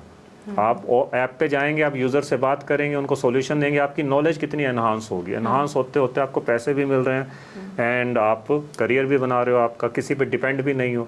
और जैसे उस फील्ड में अगर आप रात को जागते हो तो अब्रॉड वाले क्लाइंट वो जब आपसे जुड़ते हैं तो वहाँ और ज़्यादा आपकी इनकम में इजाफा होता है। तो astrology is a full time career. लेकिन जैसे मैंने पॉडकास्ट के स्टार्टिंग में भी कहा था, नॉलेज बहुतों को हो सकती है, लेकिन क्या इससे इनकम भी आएगी या नहीं, वो देखना जरूरी होता है। तो अगर मैं न्यूमरोलॉजी से बात करूं, जिसका भी बेस नंबर, क्या आप बेस नंबर जानते हैं थोड़ा सा? आई थिंक जो मेन डेट, हाँ, जो आपकी डेट है, अगर आपकी बर्थ डेट 3 है जी, या 21 है, इट इज़ आल्सो 3, या 30 है, इट इज़ आल्सो 3, तो इसे बेस नंबर बोला जाता है। ड्राइवर नंबर मेरी जो है वो 12 है। 12 है, तो इट इज़ 1 + 2 = 3। तो जिनका भी बेस नंबर 2 हो, 1 हो, 3 हो या 6 हो या 7 हो, 1 2 3 6 एंड 7, ये लोग एस्ट्रोलॉजी में कमाल कर सकते हैं। साइमल्टेनियसली अगर आप पूरी डेट का टोटल कीजिए, किसी का डेट का टोटल करके, जैसे आपकी डेट ऑफ बर्थ जो भी, जैसे एक एग्जांपल ले लेते हैं 6 अप्रैल 1980, तो 6 + 4 + 1 + 9 + 8 + 0, ये करके 1 आता है। तो इस 1 को भी आप कंसीडर कर सकते हैं। तो वहाँ भी सेम रूल रहेगा, अगर 1 आता है, 2 आता है, 3 आता है, 6 आता है, 7 आता है, तो खतरनाक किस्म का एस्ट्रोलॉजर बन सकता है न्यूमरोलॉजी से अगर चेक करें।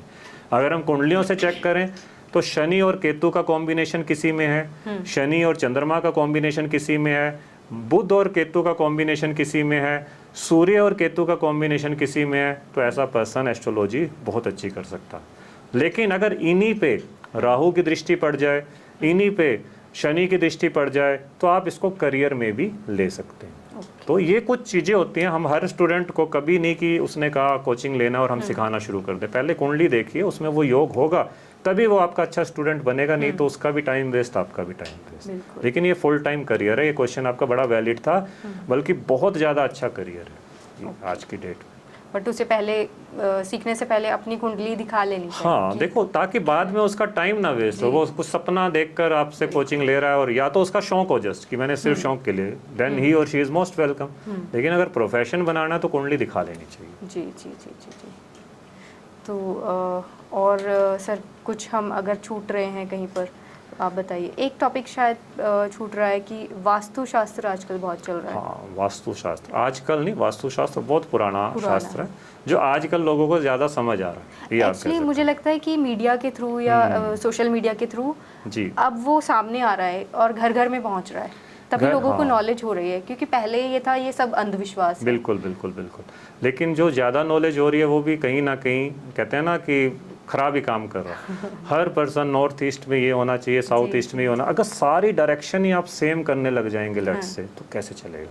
मेरे कहने का मतलब क्या है कि आप एक घर में 4 लोग रहते हैं लेट्स से, आपकी कुंडली अलग है, आपका लगन स्वामी अलग है, XYZ का अलग है, सारे मेंबर्स की कुंडली में अलग अलग प्लेनेट प्रोमिनेंट है, और आप किसके बेस पे उस घर की डायरेक्शन आप डिसाइड कर रहे हैं कि नॉर्थ ईस्ट में ये होगा, नॉर्थ साउथ में ये होगा, इसमें ये होगा, उसमें वो होगा।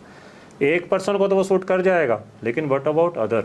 तो उसमें हम लोग मैनिपुलेशन करते हैं अपने दिमाग में कि जिसके नाम पर घर है उसके लिए कर दो। लेकिन क्या आप प्लैनेट्स ये देखेंगे, पहले आपकी रजिस्ट्री चेक करेंगे कि ये किसके नाम है, इसको तो फल देना, उसको नहीं देना। तो इस केस में एस्ट्रो वास्तु, जिसे आप कह सकते हो, पहले घर वालों की कुंडली बनाइए, सारों के जो कॉमन प्लैनेट निकल रहे हैं ना कि योग कारक प्लैनेट ये हैं, बुरे प्लैनेट ये हैं, उनके हिसाब से अगर हम वास्तु करें तो वो ज़्यादा एक्यूरेसी लाएगा आपकी लाइफ में। इस तरह से नहीं कि जर्नलाइज कि साउथ में ये हो, वेस्ट में ये हो, उससे फिर गड़बड़ी होती है। फिर हम एंड में एक के लिए तो अच्छा है पर दूसरे बिल्कुल के लिए बिल्कुल अच्छा बिल्कुल। इसी तरह से एस्ट्रोलॉजी में भी बात आती है। लेट से आप मेरे पास आए, आप कहो सर मेरे को IAS का एग्जाम क्लियर करना है, कोई उपाय दे दो। IAS का एग्जाम के लिए आपका 6th हाउस बड़ा अच्छा होना चाहिए। 6th हाउस कंपटीशन का हाउस है, 10th हाउस बड़ा अच्छा होना चाहिए, 11th हाउस बड़ा अच्छा होना चाहिए। चलिए आपका 6th हाउस वीक है, मैंने उसे कर दिया स्ट्रॉन्ग, मैंने आपको उपाय दे दिए, इसको स्ट्रॉन्ग करो, स्ट्रॉन्ग करो। एट द सेम टाइम जो 6th हाउस है वो हमारे ऋण रोग शत्रुओं का भी है, हेल्थ। आप 6th हाउस की ऊर्जा बढ़ाएंगे, टेस्ट में तो शायद आप अच्छा कर जाएं, लेकिन आपकी हेल्थ डिग्रेड होना शुरू हो जाएगी। अगर आप किसी प्रोफेशन में होंगे, कर्जा बढ़ जाएगा। 6th हाउस हमारे नाना नानी की फैमिली का भी होता है। आपके नाना नानी की फैमिली पे देखना कोइंसिडेंटली कुछ ना कुछ इशू आने लग जाएंगे। 6th हाउस आपके मदर के सिबलिंग्स का होता है, उन पे इशू आ जाएगा। तो कहने का मतलब सिर्फ आपने टारगेट दिया और एस्ट्रोलॉजर ने अपना काम शुरू कर दिया और पंगा हो गया। अरे भाई, आपको समझना होगा कि ऊपर वाले ने आपको 6th हाउस इस तरह का दिया तो कुछ सोच कर ही दिया होगा ना। उस एनर्जी का सम्मान करो, ऐसे ऐसे टास्क कभी मत दो। इसीलिए एस्ट्रोलॉजर के लिए क्लाइंट की पहले 1 घंटा कंसल्टेंसी लेना जरूरी है, ताकि समझ पाओ कि ये घर किसके लिए ठीक है, किसके लिए ठीक नहीं है। कॉमन प्लैनेट फॉल्टी निकालिए, फिर उसका उपाय कीजिए। ये नहीं कि बस सीधा 6th हाउस खराब है तो उसका उपाय कर दीजिए। ये तो आई थिंक बहुत अच्छी बात आपने बताई, क्योंकि जब भी हम कोई कुंडली दिखाते हैं तो सिर्फ अपने बारे में ही सोचते हैं कि हमारा इधर हमारे प्लैनेट्स कैसे हैं। कभी भी मैं आपको एक एग्जांपल देता हूँ। एक बार मेरा थर्ड हाउस जो आपकी कुंडली में होता है, that is your servant basically. 2nd house से भी देखते हैं, 3rd से भी देखते हैं। 3rd house is your servant. Office में मेरे सर्वेंट का फ्रैक्चर हो गया, मतलब हाथ, उसने पियोन ने मुझे फ़ोन किया कि मैं नहीं आ पाऊँगा, फ्रैक्चर हो गया। एट द सेम टाइम उसी दिन मेरी वेबसाइट थी वो क्रैश होगी। मेरा सोशल मीडिया के कुछ पासवर्ड थे, मतलब जैसे आप जस्ट डायल पे आपकी अच्छी लीड्स थी, वो सॉफ्टवेयर उनका डिलीट हो गया। कुछ ऐसा हुआ कि आपका ऑनलाइन मीडियम जीरो हो गया एकदम से। क्यों? Third house. इसका ये मतलब नहीं कि सर्वेंट ने कुछ किया, इसका मतलब कि मेरा थर्ड हाउस एक्टिव हुआ, ऊपर वाले ने थर्ड हाउस एक्टिव किया, किसी दशा ट्रांजिट ने। थर्ड हाउस में सर्वेंट भी आता है, थर्ड हाउस में आपके नेबर भी आते हैं, थर्ड हाउस में आपका ऑनलाइन का काम भी आता है। वो सारी चीज़ों पर रिजल्ट आए। इसे कहते हैं समझदारी से चलना। अगर आज आप यहाँ पर बैठकर कोई ऐसा काम कर रहे हो, आप राहु की एनर्जीज इस टाइम यूज कर रहे हो, राहु की एनर्जी, ये पॉडकास्ट अच्छा जाएगा या नहीं, इसको भी आप चेक कर सकते हो। अगर आज ही आपके घर में कहीं भी कोई आपका इलेक्ट्रॉनिक्स गैजेट खराब हो गया, आपको लगे यार कि ये कल तक तो चल रहा था, आज नहीं चल रहा, मोबाइल हैंग हो गया, कोई बल्ब फ्यूज मिला, तो समझ लेना इस पॉडकास्ट को थोड़ा सा भगवान की दुआओं आशीर्वाद की जरूरत रहेगी, ज़्यादा अच्छा नहीं जाएगा। लेकिन अगर राहु की एनर्जी, आप जाते हैं आज घर पे, देखते हैं सारे इलेक्ट्रॉनिक्स आइटम परफेक्ट हैं, कोई ऐसा इशू नहीं है, ना मुझे आया, ना इन्हें आया, ना हमारी टीम को आया, समझ लीजिए राहु इज ब्लेसिंग यू। तो कोई भी प्लैनेट अकेला काम नहीं करता। अब जैसे आप मुझे आकर कहें थर्ड हाउस को ठीक कर दो जी, मेरा ऑनलाइन मीडियम ठीक कर दो, लेकिन ऑनलाइन में बाकी चीज़ों को भी आपको देखना होगा कि उसके साइड इफेक्ट्स किस किस पे जा सकते हैं। तो इसीलिए कभी भी एक टारगेट लेकर मत जाइए, पहले एस्ट्रोलॉजर को बोलने दीजिए, उससे आपकी पूरी कुंडली देखने दीजिए, तब आप अपने क्वेश्चन पूछिए। कभी भी उस टेक्निक पर मत जाइए, एस्ट्रोलॉजर के पास गए, सर ये दिक्कत है जी, वो दिक्कत है, वो कह दे सूर्य यहाँ है, मंगल यहाँ है, नहीं जी नहीं, बोलने तो दीजिए एस्ट्रोलॉजर, नहीं तो आप एस्ट्रोलॉजर बायस्ड हो जाएगा, जो आप प्रॉब्लम दोगे उसका माइंड वहीं चल जाएगा, फिर वो वही बोलेगा। बेटर है कि पहले एस्ट्रोलॉजर को सुनिए आधा पौना घंटा, फिर अपने क्वेश्चन रखिए। तो ये तरीका अपना कर देखेगा, एस्ट्रोलॉजी पे और विश्वास होगा। तो सर जैसे मतलब मेरा अगर पर्सनल ओपिनियन पूछे तो मुझे सबसे इंटरेस्टिंग जो लगती है वो न्यूमरोलॉजी लगती है।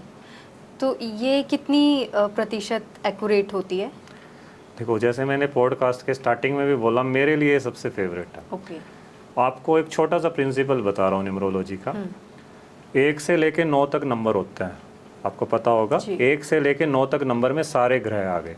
जैसे 1 नंबर है सूर्य का, 2 नंबर चंद्रमा का, 3 नंबर होता है आपका गुरु का, 4 नंबर आपका होता है राहु का, 5 नंबर बृहस्पति गुरु का, 6 नंबर शुक्र का, 7वां केतु का, 8 नंबर शनि और 9 नंबर मंगल। इतनी बात आपको याद रखनी है कि 1 से लेके 9 तक नंबर आ गए। दूसरा रूल क्या याद रखना है, किसी की भी डेट ऑफ बर्थ में कोई भी नंबर 1 से ज़्यादा बार है वो आपको तंग करेगा ही करेगा। किसी की भी डेट ऑफ बर्थ में कोई भी नंबर 1 से ज़्यादा बार है वो आपको तंग करेगा। लेकिन 8 और 4 ऐसे नंबर हैं जो 2 से कम है तो तंग करेंगे। ओके। समझ आई नहीं होगी आपको? कोई भी नंबर मल्टीपल नहीं होना चाहिए और 8 और 4 सिंगल नहीं होने चाहिए। अच्छा। अब आप अपनी डेट ऑफ बर्थ बोलिए, 12 12 आगे 12 11, यहीं से हमें पता चल गया 1 1 1 3 टाइम्स तो 1 1 1 आ गए। इससे क्या इश्यू होगा? कोई भी आपको प्रेडिक्ट कर सकता है। बेटा, मेल फिगर जो लाइफ के हैं, फादर इन लॉ या आपका बेटा, इन तीनों चीज़ों में आपको हमेशा दिक्कत फील होगी। Something 1 number is for your confidence also. जो कॉन्फिडेंस आप रखते हैं ना अपने ऑरा के हिसाब से, वो एक्सप्लोर करने का उतना मौका नहीं मिलेगा। आप फील करोगे यार मैं ये कर सकती थी, यहाँ हूँ, क्योंकि 1 नंबर खराब है ना, इसे कहते हैं सूर्य खराब है। सूर्य के उपाय कीजिए, आपको बड़ा अच्छा रिजल्ट मिलेगा। इसी तरह से आप दूसरे नंबर भी निकाल सकते हैं। आपने आगे क्या बोला? 21 11 आगे नहीं 12 11 19 89। अब इसमें देखिए 8 भी आ गया, सिंगल है। 8 इज सिंगल, तो 8 सिंगल अच्छा नहीं है। अब 8 से रिलेटेड जितनी चीजें हैं, 8 में रिलेशनशिप आता है, 8 में करियर आता है, उन सब में डिले। इट्स काइंड ऑफ कि 99 पे आउट होने वाली बात हो जाती है। करीब पहुंचे किसी मंजिल के, फिर बैक।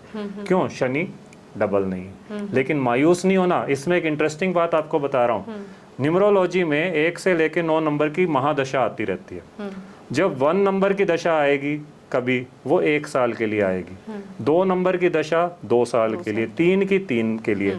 सपोज कीजिए आपकी 1 नंबर की दशा आ गई, आपके पास पहले ही भगवान ने 3 वन दे रखे हैं, वो चौथा वन एक और आ गया, तो वो 1 साल आपको बहुत तंग करने वाला है। जब कभी 2 की दशा आई, 12 डेट आपकी 12 है, उसमें 2 पहले ही आ रहा है, एक 2 और आ गया 2 ईयर्स के लिए, तो 2 साल के लिए चंद्रमा आपको तंग करेगा।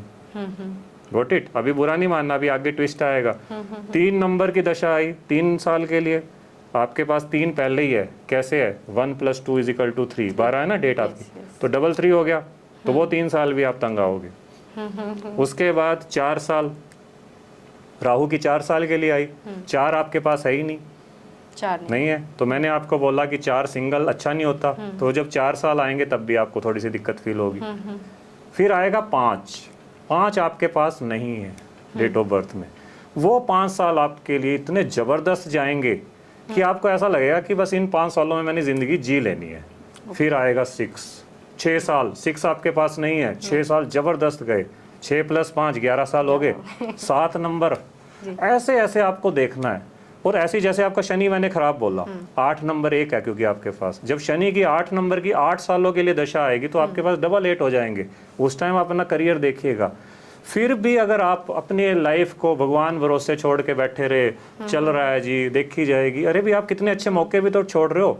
अगर आपको कोई पता चल जाए इस टाइम न्यूमरोलॉजी में कौन सी महादशा चल रही है, कौन सा नंबर डबल है या सिंगल होकर अच्छा आने वाला है, पहले से उसकी तैयारी करो। हम क्या करते हैं, गलत टाइम पे गलत शॉट खेलते हैं, फिर आउट होते हैं, फिर कहते हैं किस्मत खराब, है ना। तो इसीलिए एस्ट्रोलॉजी एक नेविगेशन की तरह है। जो लोग कहते हैं हम एस्ट्रोलॉजी को नहीं मानते, उनको आप उस तरह से रिलेट कर सकते हो कि उन्होंने घर से गाड़ी उठाई, चल दिए गाड़ी लेकर, साथ वाला पूछ रहे कहाँ जा रहे हो, वो कहे जहाँ किस्मत ले जाएगी वहाँ चले जाएंगे। सबसे पहले आप नेविगेशन लगाते हो, कहाँ ट्रैफिक कम है कहाँ नहीं है, इसी का नाम एस्ट्रोलॉजी है। आपको पता चल जाए कि कहाँ ट्रैफिक कम है कहाँ नहीं। कोई कुंडली मत बनाइए, कुछ मत बनाइए, सिर्फ न्यूमरोलॉजी की ये टेक्निक यूज करके देखिएगा, अच्छी अच्छी एस्ट्रोलॉजी पे भारी पड़ेगी ये टेक्निक। मैं आज भी इसी टेक्निक को सबसे पहले किसी क्लाइंट पे लगाता हूँ, 99.9% सक्सेस रेट है कि प्रॉब्लम आपको डायग्नोज हो जाती है कि हाँ सर ये प्रॉब्लम तो चल रही है। उसके बाद वैदिक एस्ट्रोलॉजी का नंबर आया, उसका नंबर केपी का आया। तो जैसे आपने बोला कि वो दशाएं आती है, तो वो कैसे पता चलेगा कि वो कब स्टार्ट हो रही है और कब चल रही है? आज आप ये सारे क्वेश्चन पूछ के काफ़ी सारे लोगों को एस्ट्रोलॉजी ऐसे ही सिखा दोगे तो मेरा एक कोर्स तो गया आज। चलिए मेरा फिर भी पर्सनल इसमें भी एक वो है कि मुझे भी आ जाएगी। चलो मैं आपकी महादशा निकालना अभी आपको बता देता हूँ कि इस टाइम क्या चल रही होगी। अगेन अपनी डेट ऑफ बर्थ बोलो, क्या है? 12 नवंबर 1989। 12 नवंबर 1989। 12 का टोटल 3। जब आप पैदा हुए 1989 में, तब आपकी 3 नंबर की महादशा थी। जो बेस नंबर होता है ना उसकी मतलब 1989 से लेकर 3 ऐड कर दो उसमें 1992। तो 1992 तक आपकी 3 की महादशा थी। फिर 1996 तक 4 की, फिर 2001 तक 5 की, फिर 2007 तक 6 की, फिर 2013 तक 7 की, फिर 2021 तक 8 की, फिर 2030 तक 9 की। तो आज की डेट में आपकी 9 नंबर की महादशा चल रही है और 2030 तक चल रही है। ठीक है, अब आप अपनी डेट ऑफ बर्थ में 9 बताइए, कहीं है टोटल करके किसी भी तरह से? आपको 1989 बोला ना, 1989 तो 9 आपके पास है। तो ये जो 9 इयर्स का टाइम है ना 2021 से जो शुरू हुआ, ये आपको थोड़ा सा करियर में ना इरिटेशन ले आएगा, फ्रस्ट्रेशन ले आएगा, हार्मोनल इश्यूज हो सकते हैं, मंगल हॉस्पिटल के चक्कर लग सकते हैं, मतलब मंगल से रिलेटेड उपाय क्या है। अब आपको बैठे बैठे पता चल गया मुझे मंगल के उपाय करने, किसी एस्ट्रोलॉजर से पूछने की जरूरत नहीं, बस मंगल के उपाय शुरू कीजिए। क्या है मंगल के उपाय? जमीन से जुड़िए। आप इस टाइम फर्स्ट फ्लोर पे हैं, सीढ़ियाँ चढ़ना आपको, चाहे 6th फ्लोर पे होते तो भी आपको स्टेयर चढ़नी है, वॉक करनी है। एक टाइम का खाना आपको जमीन पर बैठकर खाना है, मतलब no dining table, no bedroom. Kitchen में एक टाइम का खाना जरूर खाना है। जो पुरानी चीजें थी, मतलब जमीन पे जुड़ना, अपनी एनर्जीज को कंज्यूम करना है, अपनी बॉडी के लिए घूमना है, चलना है, वॉक करना है, कंफर्ट जोन छोड़ना है। आप देखिएगा 9 की एनर्जी कितनी बैलेंस होगी। लेकिन दूसरे सेंस में अगर हम बात करें कि कोई एस्ट्रोलॉजिकल उपाय हो, तो इसका मैं आपको बड़ा शानदार सा उपाय दे रहा हूँ, अगर आप करिएगा ये हमारे व्यूअर्स के लिए भी बड़ा अच्छा। मंगलवार के दिन जिनका भी 9 डबल आ रहा हो या ट्रिपल आ रहा हो, या मंगल की महादशा चल रही हो, या मंगल खराब हो, या वो मांगलिक हो, सभी पे ये लागू होता है। मंगलवार के दिन आपको सनसेट के बाद हनुमान मंदिर जाना है। आपको 6 प्रसाद के पैकेट खरीदने, प्रसाद होता है ना बूंदी वाला, 10 रुपीज़ का ईच, 60 रुपीज़ के 6 पैकेट आपने खरीद लिए। 5 पैकेट को तो आपने भगवान को भोग लगा देना और वहीं बांट देने हैं। जो 6th पैकेट है उसका भोग नहीं लगाना, उसे एज इट इज़ वापस ले आना है और उसको खुद खाना है थोड़ा बहुत। इतना भर करने से, महीने में एक बार रिपीट करने से आप देखिएगा आपको 9 की ऊर्जा बैलेंस्ड नज़र आने लग जाएगी। जो फ्रस्ट्रेशन है ख़त्म हो जाएगी, करियर में आपको एकदम से राइज फील होगा। इस तरह से हम आइडेंटिफाई करते हैं। लेकिन ये सिर्फ महादशा, उसके बाद अंतरदशा भी आती है। तो अंतरदशा निकालना वो एक अलग फॉर्मूला है। तो फिर भी उसका भी मैं एक छोटा सा ट्रिक आपको दे सकता हूँ। 2024 चल रहा, तो आपकी अंतरदशा का ईयर हम इस तरह से भी निकाल सकते हैं कि 12 है आपका, 21 है या 12 ही है ना? 12 नवंबर 12 + 11 + 2024 जो करंट ईयर है। क्या बन गया? 12 का 3 हो गया, नवंबर का 2 हो गया, 3 + 2 + 8, क्योंकि 2024 8 है। 2 + 3 5 और 8 4, क्या बन गया? 4 आ गया। 4 क्या होता है? Rahu. And what you are doing? Rahu. तो आपको राहु मैंडेटरी है, राहु ही आपको इस काम में लाएगा, फिल्म लाइन में, कैमरा में। नहीं तो नहीं करोगे ये काम तो राहु आपको अनसर्टेन कर देगा, लाइफ में बड़ी दिक्कत दे देगा। लेकिन आप माइंड में रखिए, मंगल की महादशा चल रही है और राहु की अंतरदशा, तो वैदिक एस्ट्रोलॉजी में बिल्कुल अच्छी नहीं मानी जाती। इसीलिए इसका इलाज करना आपको जरूरी है, जो मैंने आपको उपाय बताया। जी, ये कितने मंगलवार तक करना है? हर महीने एक बार कर दो, कम से कम जब तक आपका बर्थडे नहीं आ जाता। अच्छा, आपके बर्थडे के बाद अंतरदशा बदल जाती है ऐसा। ओके, चलिए, जिनका भी मंगल और जो भी राहु स्ट्रॉन्ग करना चाहते हैं वो ये सारी चीज़ें कर सकते हैं, जो आपने उपाय बताया वो कर सकते हैं। इसमें मैं छोटे छोटे से टिप्स, अगर बात चल ही रही है तो इफ़ यू अलाउ तो मैं वो आपको बता सकता हूँ। एक कंसेप्ट होता है न्यूमरोलॉजी में पर्सनल ईयर का, हर पर्सन का। जैसे आपका अभी हमने 4 निकाला, ऐसे ही हर पर्सन को अपना डेट लिखना, मंथ लिखना है और ईयर की जगह आपने 2024 लिखना है। सपोज कीजिए टोटल करके 1 आ गया, 1 मतलब सूर्य। तो ऐसे पर्सन की लाइफ में नई शुरुआत होने से कोई नहीं रोक सकता। जब भी आपका 1 नंबर आ रहा हो, समझ लीजिएगा कि आपके जीवन में नई शुरुआत होगी। हालांकि डिप्रेशन भी फील होगा, आपको ऐसा फील होगा कि मेंटली यू आर स्टक, लेकिन प्रैक्टिकली आपको वो वाला साल बहुत अच्छे रिजल्ट देकर जाएगा। ऐसे ही जब 2 आ जाए किसी का, 2 मतलब चंद्रमा का आ गया, आप देख लीजिएगा जिसका भी पर्सनल ईयर 2 हो, उसकी लाइफ में रिलेशनशिप उस टाइम में हावी रहेंगे, उसका ध्यान ही सारा रिलेशनशिप में रहेगा। या तो नया ऐड होगा या जो पुराना रिलेशनशिप है वो लाइफ में आएगा। मतलब आपकी प्रायोरिटीज रिलेशनशिप बन जाएंगी। तो चंद्रमा के उपाय कीजिएगा, वो 2 साल तक रहेगा। 2 साल तक नहीं, ये पर्सनल ईयर अलग है। पर्सनल ईयर मतलब साल से, अंतरदशा की बात कर रहा हूँ एक तरह से मैं। उसके बाद 3 नंबर आ गया, जब 3 नंबर आएगा तो गुरु का साल आ गया। इस टाइम में आपको कुछ ना कुछ सीखना चाहिए। कहते हैं जब 3 नंबर का साल आए उस टाइम कुछ ना कुछ सीखना शुरू कर दो नया लाइफ में, और वो आपको बहुत आगे जाके बहुत सक्सेस देगा। नहीं तो 3 नंबर ना जॉबलेस कर देता जब आता। सीखने लग जाओ, एनर्जीज बैलेंस करो। जब 4 नंबर का साल आएगा, 4 नंबर के साल में अनसर्टेनिटीज बढ़ जाएंगी।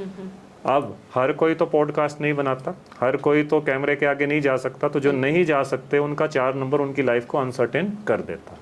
लेकिन जिसके पास ऐसा कुछ मीडियम है वो उसकी एनर्जी यूटिलाइज कर लेता है। ऐसे जब 5 नंबर का साल आएगा, वो साल होता है कमाल का। उस साल में आप कोई भी नया काम शुरू कीजिए। जो 3 नंबर के साल में आपने नॉलेज गेन की, वो 5 नंबर के साल में आप क्लिक कीजिए। सपोज कीजिए आप मेरे पास आज आए हैं और आपका पर्सनल ईयर 3 चल रहा है और आपको मैं कोई नया बिजनेस शुरू करना चाह रही हूँ। मैं देखूंगा यार इनका तो अगला साल 4 नंबर का है, ये तो चलेगा ही नहीं, और फिर आगे जाके 5 का आ रहा है। तो मैं आपको 2 साल का टाइम दूंगा कि 2 साल बाद शुरू कीजिएगा, अभी सिर्फ इसकी नॉलेज गेन कीजिए। क्योंकि 5 नंबर का जब आएगा बहुत चलेगा। ऐसे ही जब 6 नंबर का आता है, उस टाइम में इंसान की लाइफ में फिजूल खर्ची बढ़ जाते हैं। शुक्र का ईयर है, खर्चों का मन करेगा, लग्जरी का मन करेगा। ऐसे टाइम में इंसान को कहा जाता है जहां भी आप हैं, ऑफिस में है तो आपका डेस्क बड़ा नीट एंड क्लीन होना चाहिए, हर जगह मैनेज्ड होकर चलिए, वेल ड्रेसअप होकर चलिए। आपकी लाइफ में 6 नंबर बड़े अच्छे रिजल्ट देने लग जाएगा। जब 7 नंबर का साल आएगा, बेइंतहा इंसान का मन डिटैचमेंट, डिप्रेशन, छोड़ दो सब, कुछ नहीं है, सैड सॉन्ग सुन रहा है इंसान बिना बात के, रीज़न पूछ लो तो कुछ नहीं, उदासी छा जाएगी। 7 नंबर। जब 8 का आएगा रिलेशनशिप इश्यूज तो आएंगे, लेकिन करियर में बुलंदियाँ। 8 नंबर करियर में बड़ा अच्छा, मेहनत बढ़ाएगा, लेबर बना देगा, लेकिन काम अच्छा आएगा। Last but not the least, जब 9 नंबर का पर्सनल ईयर आएगा, हॉस्पिटल के चक्कर विलिंगली लगाने लग जाइएगा, नहीं तो फोर्सफुली इंसान को हॉस्पिटल जाना पड़ता है। कहते हैं जब 9 नंबर का पर्सनल ईयर आए, इंसान को चाहिए अपने एंटरटेनमेंट पे पूरा ध्यान दे। आप अगर अब्रॉड घूमने जाएं, लेट्स से खर्चा करके, वहाँ जाकर जब आप लोगों का लाइफस्टाइल देखेंगे, आप वापस आकर अपनी लाइफ में इतनी ज़्यादा ऊर्जा फील करेंगे कि आप एकदम से बाउंस बैक करेंगे। जिसका 9 नंबर का पर्सनल ईयर हो, उसे ज़रूर घूमना चाहिए, लोगों के बीच जाना चाहिए, अपने से हाई जेंट्री में जाना चाहिए, बहुत फ़ायदा होता है। तो ये छोटे छोटे से न्यूमरोलॉजी के टिप्स हैं जो कोई भी इंसान बैठे बैठे निकाल सकता है कि मेरा पर्सनल ईयर ये चल रहा है, अच्छा तो ये साल ऐसा है। तो अब इसे वहम लोगे तो आपको लगेगा नहीं दिखाना चाहिए। अगर आप इसे पॉजिटिव वे में लोगे तो आपको आज ही कितनी क्लैरिटी होगी कि नहीं भाई ये नंबर है, चलो अगला तो अच्छा आ रहा है, कोई बात नहीं। आप इसे पॉजिटिव वे में भी तो ले सकते हैं। तो एस्ट्रोलॉजी जस्ट एक लाइट का काम करती है, इतनी सी बात। दिशा दिखाती है आपको, जी जी जी, आपने क्या चूज करना है। बिल्कुल, और दिशा बदलोगे तो दशा बदल जाएगी। बिल्कुल। और जैसे कई बार लोग न्यूमरोलॉजी के लिए ही कि मोबाइल नंबर भी वो उसके अकॉर्डिंग ही चूज करते हैं, या उन्हें बोला जाता है कि आपके लिए ये नंबर अच्छा रहेगा, इसमें क्या लिंक है?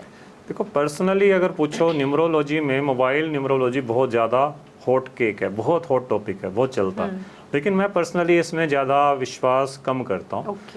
क्यों? क्योंकि कितने एक, अगर मैं आपसे पूछूं, आपके फ़ोन में कितने ऐसे नंबर हैं जो आप नंबर से डायल करते हो?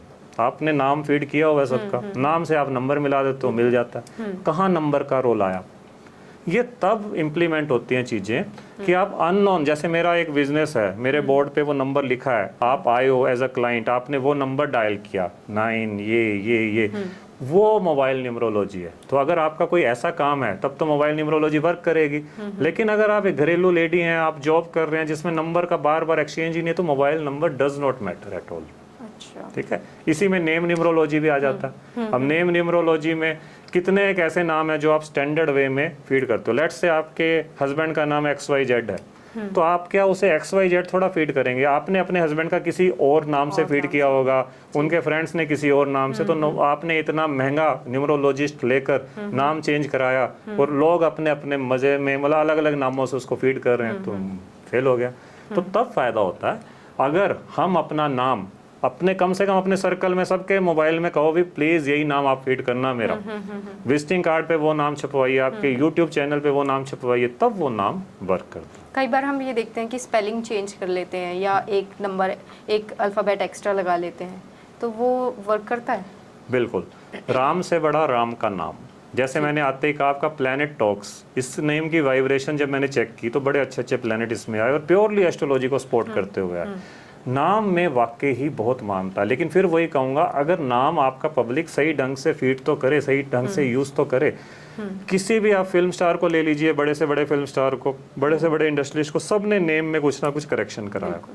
क्यों कराया? कई बार तो नेम चेंज ही कर देते हैं। बिल्कुल बिल्कुल, नेम चेंज करना और नेम न्यूमरोलॉजी वाकई काम करती है। तो इसे जरूर एक बार आपको हर किसी को अपनी अपनी लाइफ में जरूर इम्प्लीमेंट करना चाहिए। इसी में मैं एक बात कहना चाहूँगी, क्योंकि मैं आपका भी चैनल अकाउंट देख रही थी, उसमें $S है साहनी। जी जी जी, मैंने भी न्यूमरोलॉजी से चेक किया। जी, आपने वो चेंज कर रखा है। बिल्कुल बिल्कुल बिल्कुल। तो ये जरूरी चीज़ें हैं, मतलब इनको आप आजमाइए। मतलब नाम आपको आधार कार्ड पे, अपने बैंक पासबुक पे नहीं चेंज करना। जिस नाम से पब्लिक आपको जानती है, कौन आपसे आपका आधार कार्ड मांगता है, आपका विजिटिंग कार्ड मांगा जाएगा, आपको सोशल मीडिया प्रोफाइल मांगा जाएगा, वहाँ नाम चेंज कीजिए, तब ये नेम वाइब्रेशन मैटर करता है, वो पॉजिटिव हो जाती है चीज़ें। एक लास्ट एक हाउस नंबर भी होता है।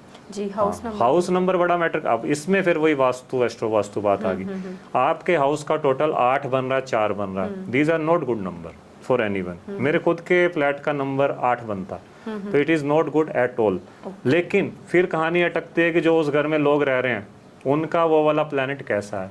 अगर वो प्लैनेट उनका मित्र प्लैनेट है तो ये नंबर क्यों खराब करेंगे आपको। फिर भी अगर आपका हाउस नंबर मैलेफिक प्लैनेट पे आ रहा है, मैलेफिक प्लैनेट का मतलब क्या होता है?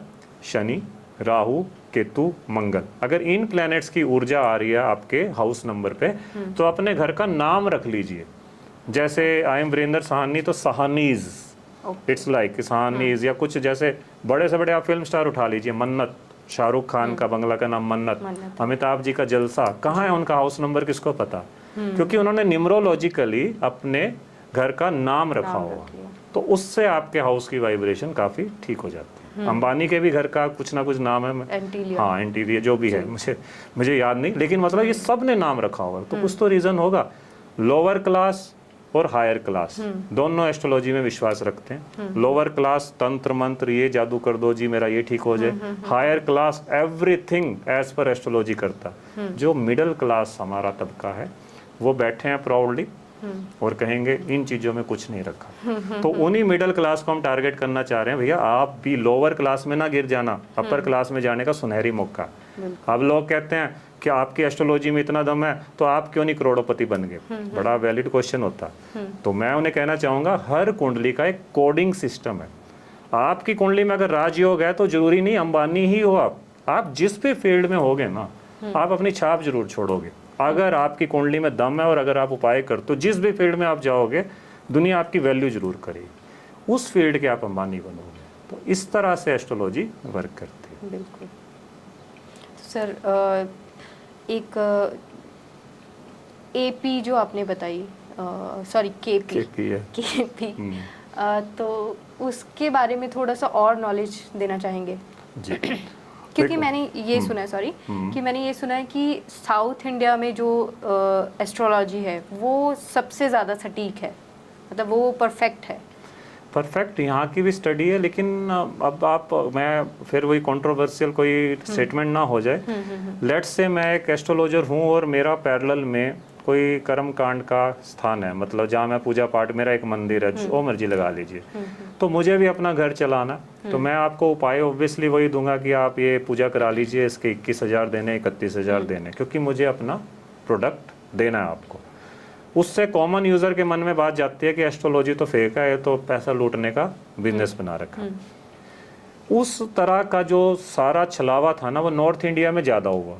नॉर्थ इंडिया में एस्ट्रोलॉजी को काबू करके रखा गया कुछ चुनिंदा लोग। इससे हम मानते थे कि ये हमारी रीच की साइंस ही नहीं है। आप देखिए आज भी एस्ट्रोलॉजर को सीधा पंडित जी बोल दिया जाता है, चाहे वो कुछ भी हो, क्योंकि हमने मान लिया था कि ये एक ही तबके के पास की चीज़ है।